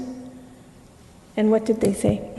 I think very high level feedback, and they were there participating through the alternatives, but I think they've supported some of the principles, which were better access, safer crossings, and greater utilization of that space, acknowledging that it's less than perfect circumstance of having the playing field across the street from a school. So I think they were also looking for they were looking for pedestrians and student safety, and so the connections were important to them, as well as thinking about connections through the institutional sites. Okay, thank you. Sorry, through the chair, just to supplement that, we know that we need to do more dialogue with the school board about that, because it is an important piece if that area starts to redevelop with more density. So on page 77 of the document, that is recommendation number 2. within the park section. Right, okay, Is to great. work with the school board on public usage of the playing fields, explore opportunities for park and green space, et cetera. Okay, thank you. So just coming back to the delegates' concerns around the two properties along Glasgow, I'm wondering if another category was ever considered to potentially have the whole section blocked as, say, mixed-use high density, for example, or commercial, or whatever it is, and then and have, with a caveat, a certain percentage of open space and transportation throughways, so that the specific site of the roadway and the park is not so set in stone, but that it is actually still at least bookmarked as a requirement to be considered down the road? And would that be a potential solution here? Through you, Mr. Chair, I think I'd like to add to the conversation, maybe to give a little more real-life example of how we're implementing Park Central. And I don't know if committee remembered a delegation that appeared when we had that plan before us, concerns about a park and a roadway through the property that they owned. And they've actually come in since then and have an actual application before us. And we are working with them to figure out how best to implement the Park Central goals. I think the goal through this plan is connectivity, and I think that's what we would be working with the developer or applicant at the time they come in. And that could be present or that could be 50 years from now. But it's working together collaboratively, trying to find the best solution and to achieve the goal of connectivity. So I think I can give some reassurance and as to how staff will be implementing the parts plans in the future as it relates to those goals. Can you speak to the staff in 50 years? No, I think as all planners, we want to balance all the best interests. That's our job. So to get the end goal of connectivity, we do what we can, but it's not at the detriment of the benefits of properties. Thank you. Thanks very much. Thank you. Councillor Fernandez. Yes, so we were speaking about page 47, so that was that's important. I just wanted to make sure that as we build new streets, I had this in even before we knew that the delegation was coming in, but the impact of, I think there was a talk about a crescent here, the impacts of residents that now have, nothing or have very deep backyards. How will we justify changing that kind of scenario for them?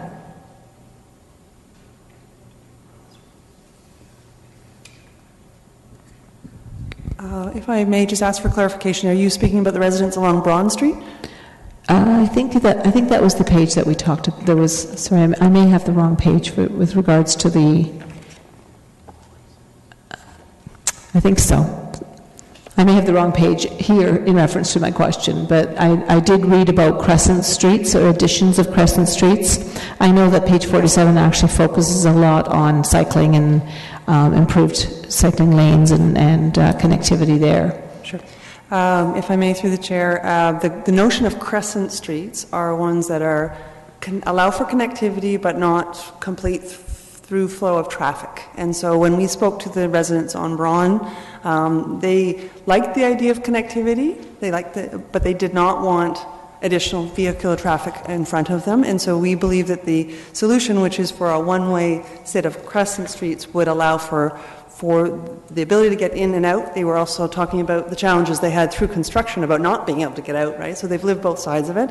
And so I think my understanding is that the notion of a crescent street was something we talked to them about and was acceptable because really their concern was infiltration of traffic.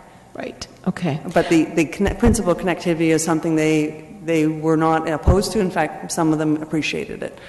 Okay. When I look at page 57, they have a lovely picture of a square there. When we're talking about, amenity space and green space, are we talking about the same thing as a square? Because often squares are a bit more concrete and have, trees and sitting areas. Or are we talking about green spaces in terms of, lawns and that kind of plant material? I think through the chair, the intention is probably more the latter. These aren't sizable enough spaces to be playing fields by any means. Could they have more of a passive kind of green feel to them? Yes. These are really urban parks and plazas, and the design of those would come through, the exact character would come through the master plan process.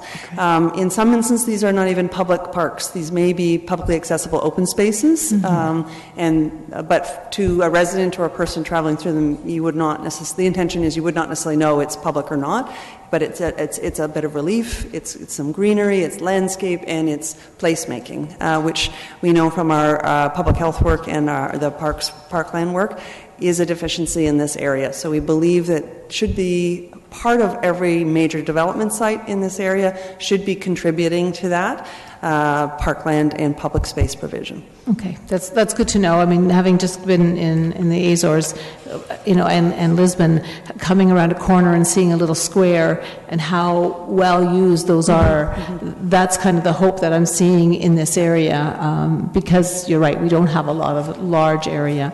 And my last question was similar to, I think, what Councillor Marsh was talking about, is the partnerships with the schools and how critical it is for us to use their outdoor space.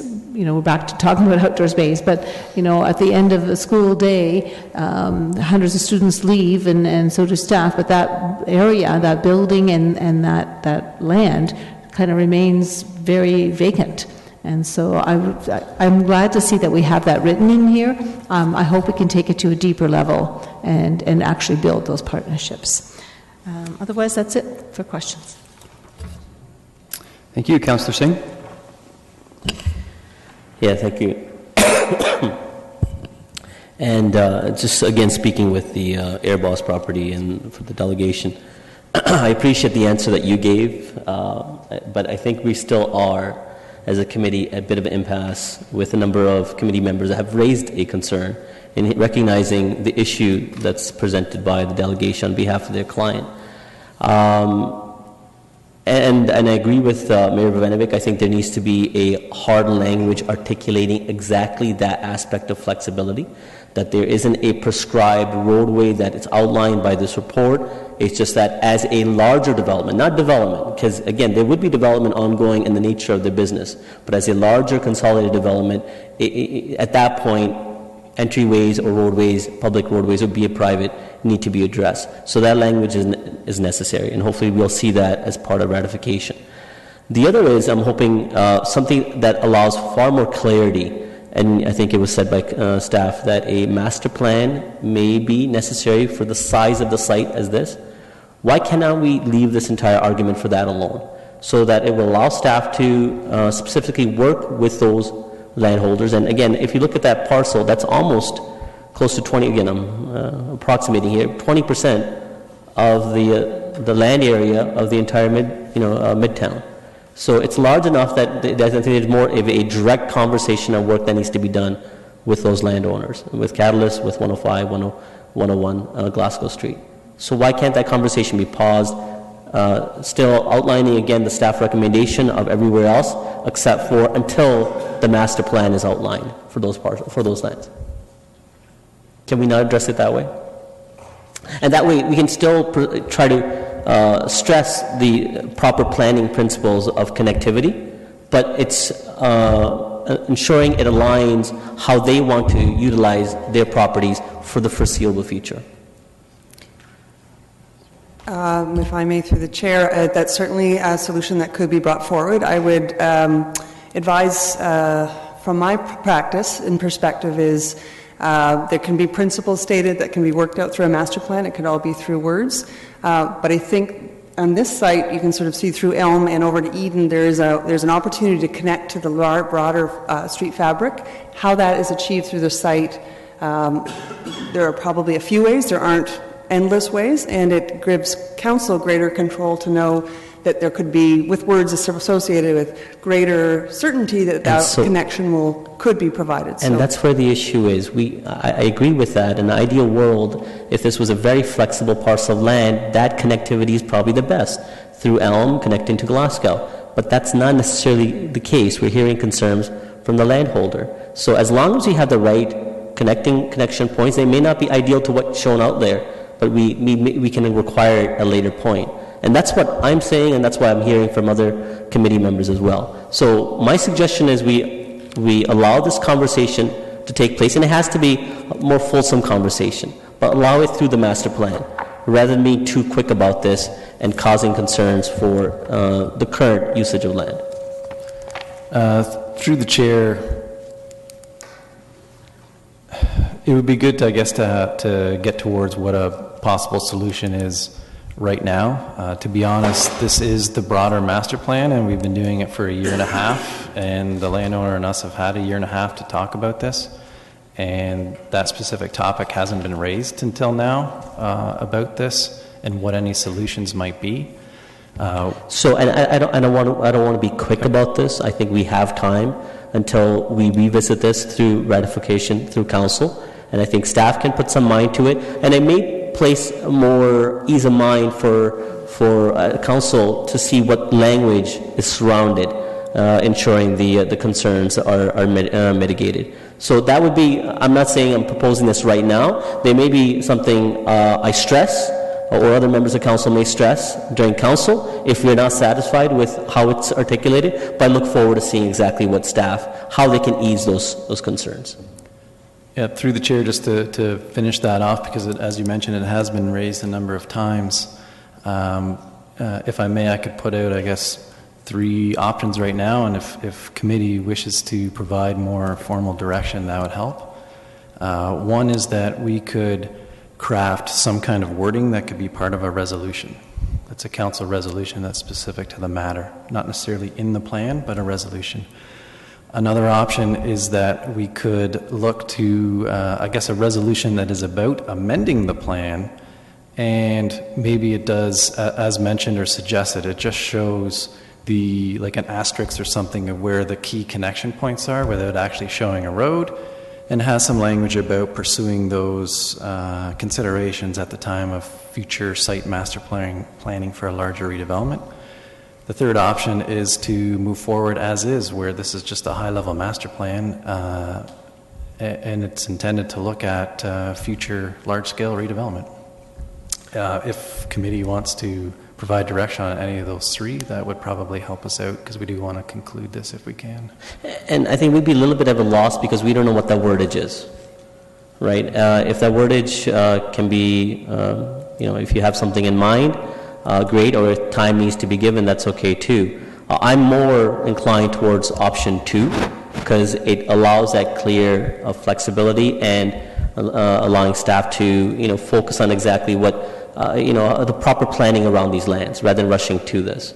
And the language can always be misinterpreted, and again, down the road, there may be other issues arise. So I'm more encouraged by option 2, but again, if staff have a certain wordage in mind, I don't mind. I think staff's heard the concerns from the mayor and others as well, so I think if they can put something together between now and council, we can, there's, as has been said, there's no urgency here. If we get something that we're not comfortable with, if the property owner is not comfortable with, this is an item that we can look at and work it out. I don't think we need to resolve it necessarily right now. Yeah, sure. If the committee directs, we can put together wording on those 3 options and have it sent before council. Well, I would propose that amendment, but provided the language doesn't suit the comfort of council at that point, I'm hoping we can still consider option 2 as staff outlined. Okay, so sorry, if you're going to formalize it as an amendment, then the direction is for staff to represent all 3 of the options. Well, one option essentially do nothing, or leave it as is. So there's the 2 additional options.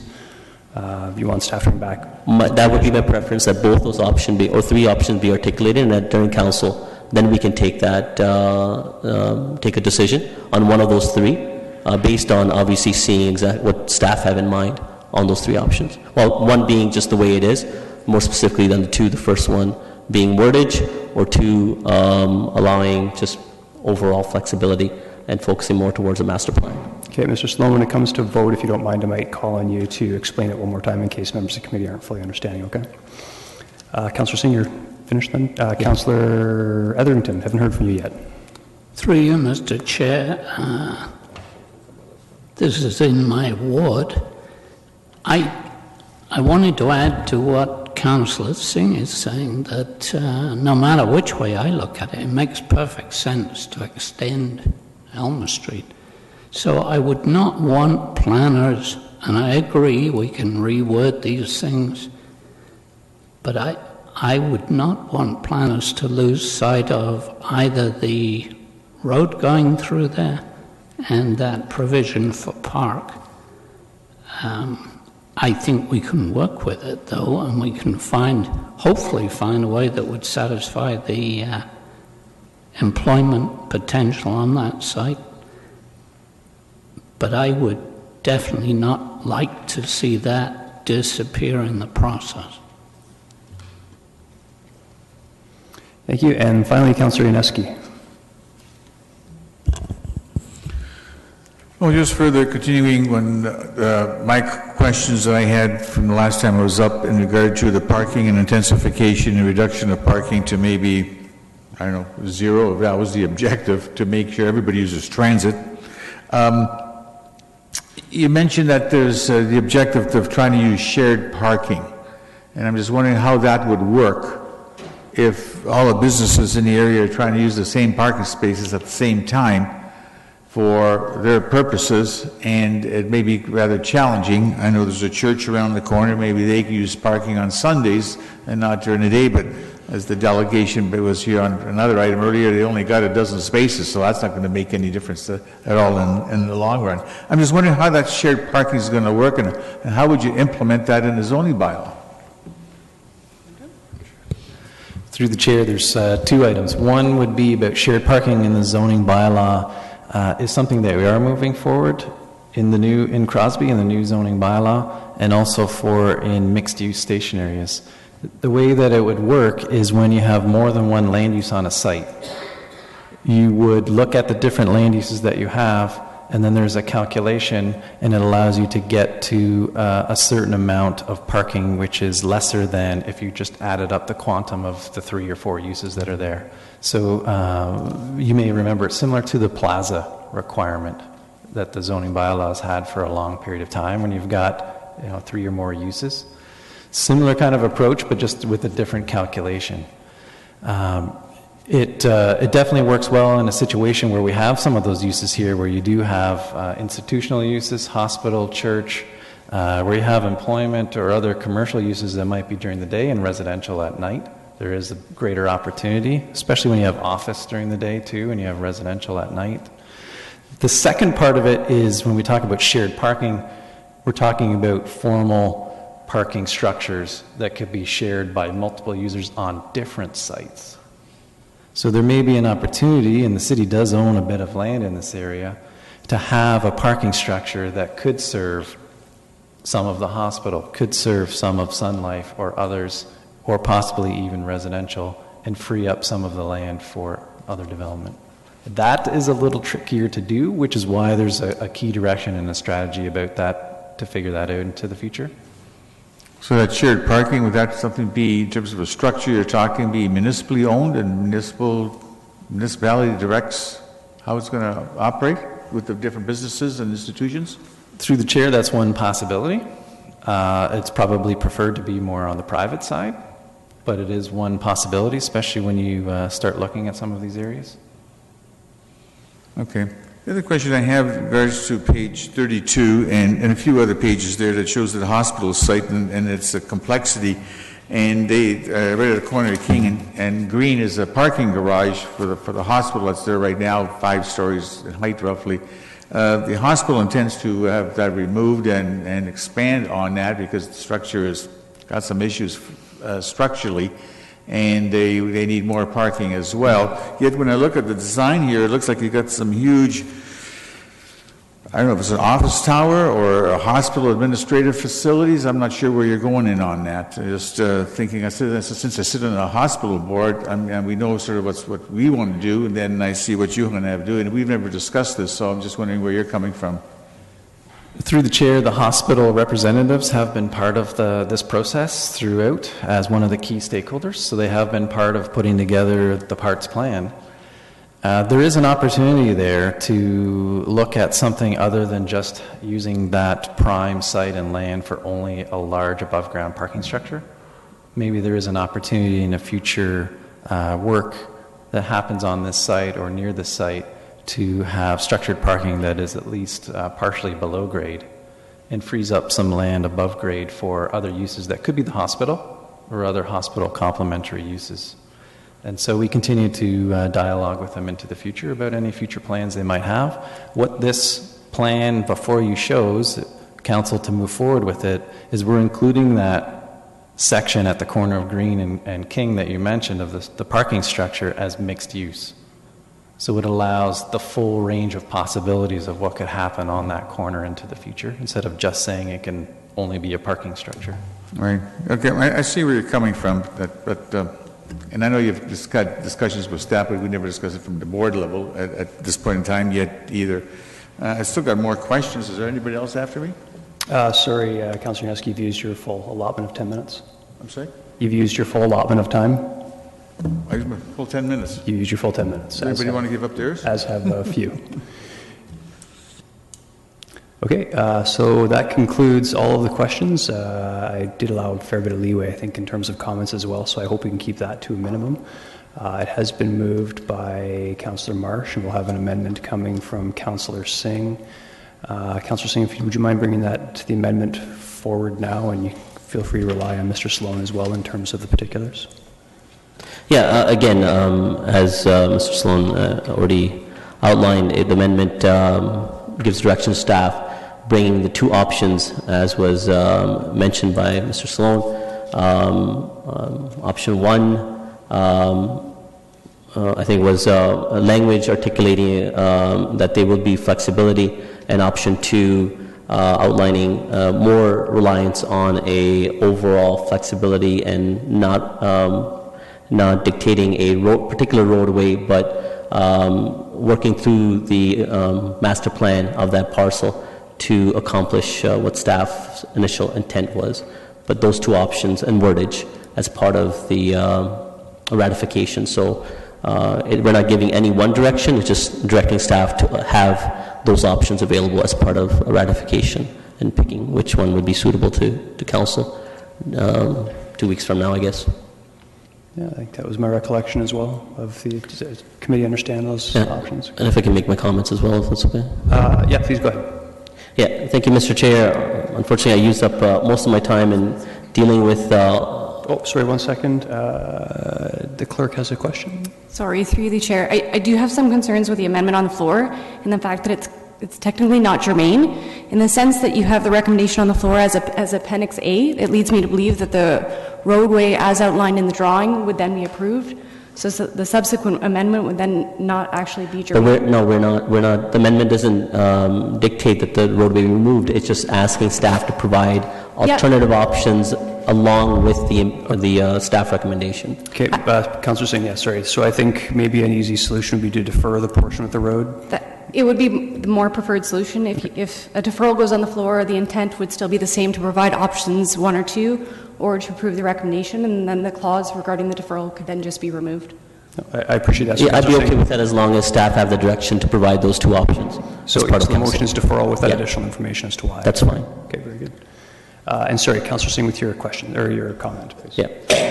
No, again, I was going to say I wish I had a little more time to focus on some of my other questions, but I'll form them through the comment because they were already asked through Councillor Ioannidis. I agree with his concern about the missing middle, and it's not about the mid-rise or the mixed-use high-rise that seems to encompass all along King Street. But the concern is aspect of affordability, especially when we look at planning guidelines along our transit route, specifically LRT. We need to ensure that we're looking at the lens of allowing it to be inclusive and equitable of all demographics of our society, of economic demographics. And the way I'm seeing it right now, there seems to be very exciting, flexible, dynamic, vibrant type of development that will take place along King Street that may not be within affordability range by most citizens. And I'm seeing a section for established low-rise residential, where valuations for lot will go up because there isn't flexibility of additional density through a low-rise. And low-rise can encompass many options, semis, duplexes, townhouses. But the way the report is right now, it doesn't allow that. It shows a lot more preservation of the existing neighborhood and not a lot of the low-rise that could accommodate additional units. I'm talking about 3 units to 12 units. And that's a bit of a concern. I don't know how staff would be able to address that. I'm hoping that additional iterations or reflections of this official plan will address that. That would be my only concern. Otherwise, I think this is a phenomenal document. The official plan amendment will be for the Midtown will be a transformation for the city of Kitchener for its urban landscape, and is especially reflective of our planning staff's endeavor to create a vibrant and dynamic urban growth center that is more specifically supportive of a live-work environment. And I love the mixed-use aspect of it. So I'm supportive of the document, except for some concerns I will have that hopefully will be addressed in the future. Thank you, Councillor Hernandez. Thank you, Chair Davey. Councillor Singh did mention my concerns, and for me, that is a really big concern for me. When I may have a philosophical difference between what I think where the missing middle is and what staff's interpretation is, and with regards to Rhines in general. I have a different philosophy in that, and the way I see it, I don't see the missing middle being reflected at all in this. And if you look at any other major municipality in Canada, and if you look at all the stuff that they're concerned about, it's the missing middle that they've been discussing and what they're lacking in their plans. And I still feel that this is lacking the missing middle. And with that, I won't support what's being recommended here. I will support Councillor Singh's amendment. Thank you, Councillor Fernandez. Thanks. So there was a lot of interesting and exciting ideas put forward here, and lots of conversation. I just want to reiterate a couple of the things that I had raised as concern, and I heard the mayor raise it as well. So the tunnel feeling, making sure that sunlight hits many areas of our residential areas, especially once we start building buildings that are, even if they are residentially friendly, because they're only 6 stories, I think anything over that starts to feel very tunnel-like. And there are some lovely little historical kind of neighborhoods within this area that I hope we will be able to retain, because they feel like little oases within the busyness of King Street and the hospital and the institution. I like that we're looking at squares / green spaces for public spaces. There's nothing nicer than coming around the corner and finding a little cafe and a couple of places to sit in the middle of a day or for lunch. We have to be sensitive to the existing neighborhoods, and I think that that tour with Rhines was probably a really good way of showing us that staff is looking at that. Whether we can do something sooner than later, but the need for amenities for our KCI students who are flooding the hospital with their food desires would be great if we could get something, quick and dirty sooner than later. I realize that that's not necessarily a part of this whole plan. And of course, as a cyclist, I love the connectivity that we're seeing. I hope that there'll be a nice and easy connection between the Iron Horse Trail and the spur line in the future. I still didn't quite see that in the plan, but maybe I need to be on the street to find that. We need to connect those opportunities for people to go from their neighborhoods to their businesses, to their institutions, to their hospitals. So thank you very much for a very interesting and innovative plan. Councillor Etherington. Through you, Mr. Chair, I think it's a great report. I've been very impressed with parts reports in general. It's got my support. I particularly like the fact that it's gone so far to meet my number one priority, which is preservation of existing neighborhoods in my ward. I think it's ironic, and that's just a comment, that these efforts to preserve neighborhoods did nothing to prevent all of the houses being torn down at Park and Union to make way for an ugly parking lot that we're now looking at turning into a more attractive development. But as far as the problems with Airbus properties, I agree with Councillor Singh. We can take a look at creating some flexibility there. But I can see where planners are coming from in the, as I said, the location of this suggested road. So in general, I support it. I think it's a great report. Thank you. Thank you. Councillor Yaneski. Well, when you look at it from a planning perspective, which I've done all my life, I think is a great approach moving forward, looking at transit location sites along the entire corridor. And of course, we have to deal with Kitchener only. There's also Waterloo, et cetera. That's their responsibility. But I know from my experience, even back in Toronto, when the subway systems were being built along Bloor Street and elsewhere, they're also looking at expansion of densities, intensification along the subway corridors at the stations themselves. So this is sort of a continuation of the above-ground system as opposed to an underground system. It is a good approach. I do have some concerns still in terms, even though I have some answers, I still lack some confidence in terms of addressing intensification and the reduction of parking and shared parking. I feel that's going to be a challenge, and I'm not too sure how it's going to be resolved. You may come forward with your comments, and reality may sit in otherwise. I don't know. I have also concern in the new road going between Elm and Eden, going through 101, 105, and the Catalyst 137. I don't see it as doable. Catalyst 137 right now is totally being renovated as a new building. This site will go right through the middle of it, so that means tearing it down, and a building that's been there almost 100 years.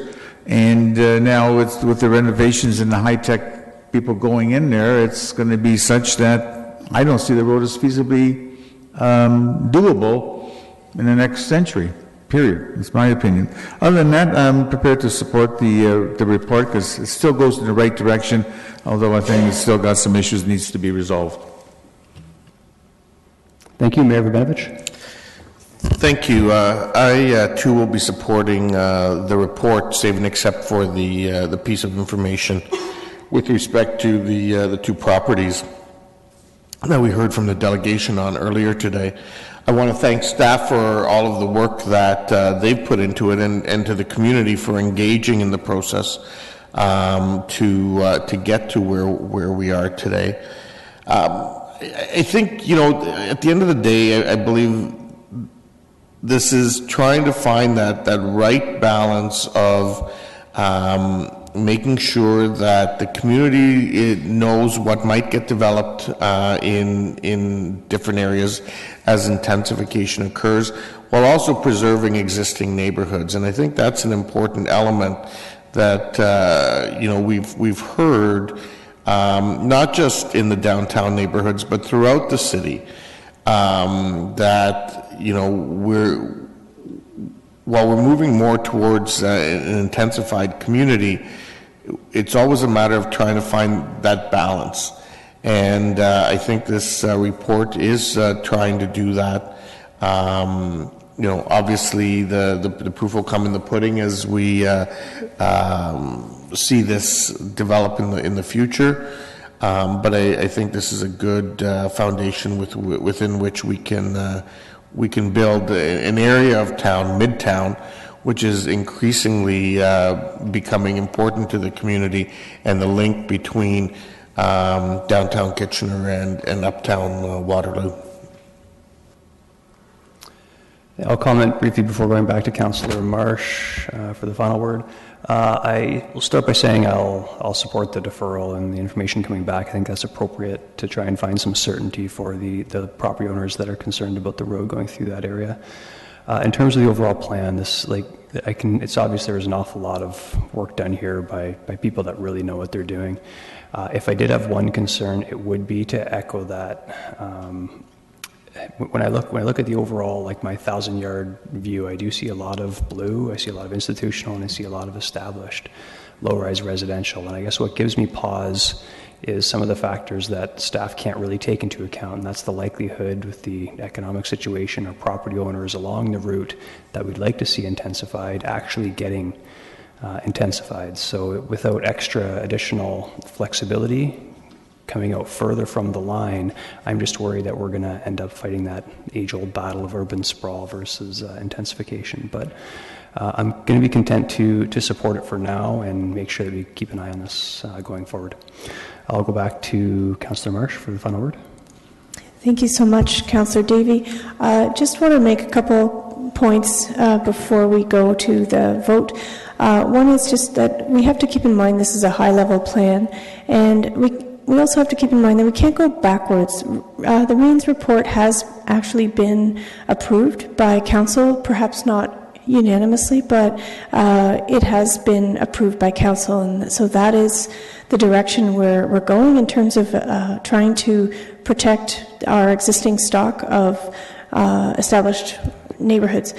So I fully concur with the idea that we need to have more ability for low-rise residential, but we already do. In fact, I think if we were to look at this map just a little more closely, there might be some tweaks because along Herbert Street, for example, in the north end of this area, there's plenty of 3- and 4-story multi-residential units, multi-residential properties that I don't know if we're trying to downzone or not, but I think that may just have been an oversight. We have multiple dwellings scattered throughout these established neighborhoods as well. So let's just keep that in mind.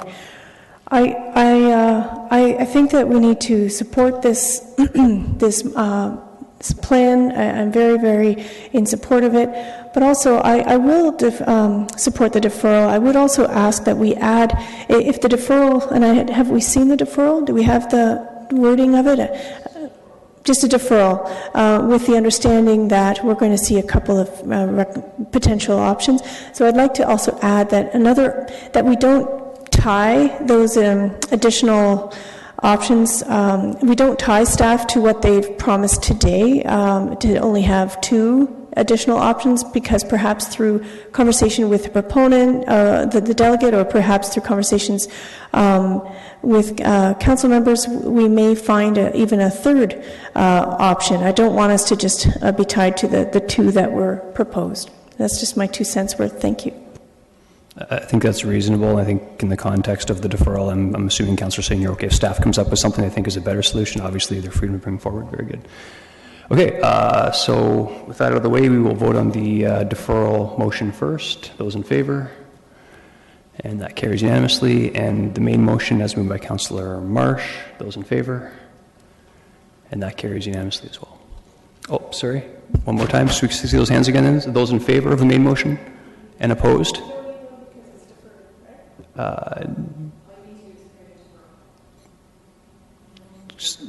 Sir, we only deferred the road portion, right? Yeah, okay. So yeah, just one last time then. So just so committee's clear, so we deferred the road portion of this, and the balance, everything else, we're going to take the motion on that now. So those in favor? And opposed? Okay, so 1 opposed. Okay, very good. And we're moving on then to the final item number 7, council remuneration. There is no presentation on this, so questions?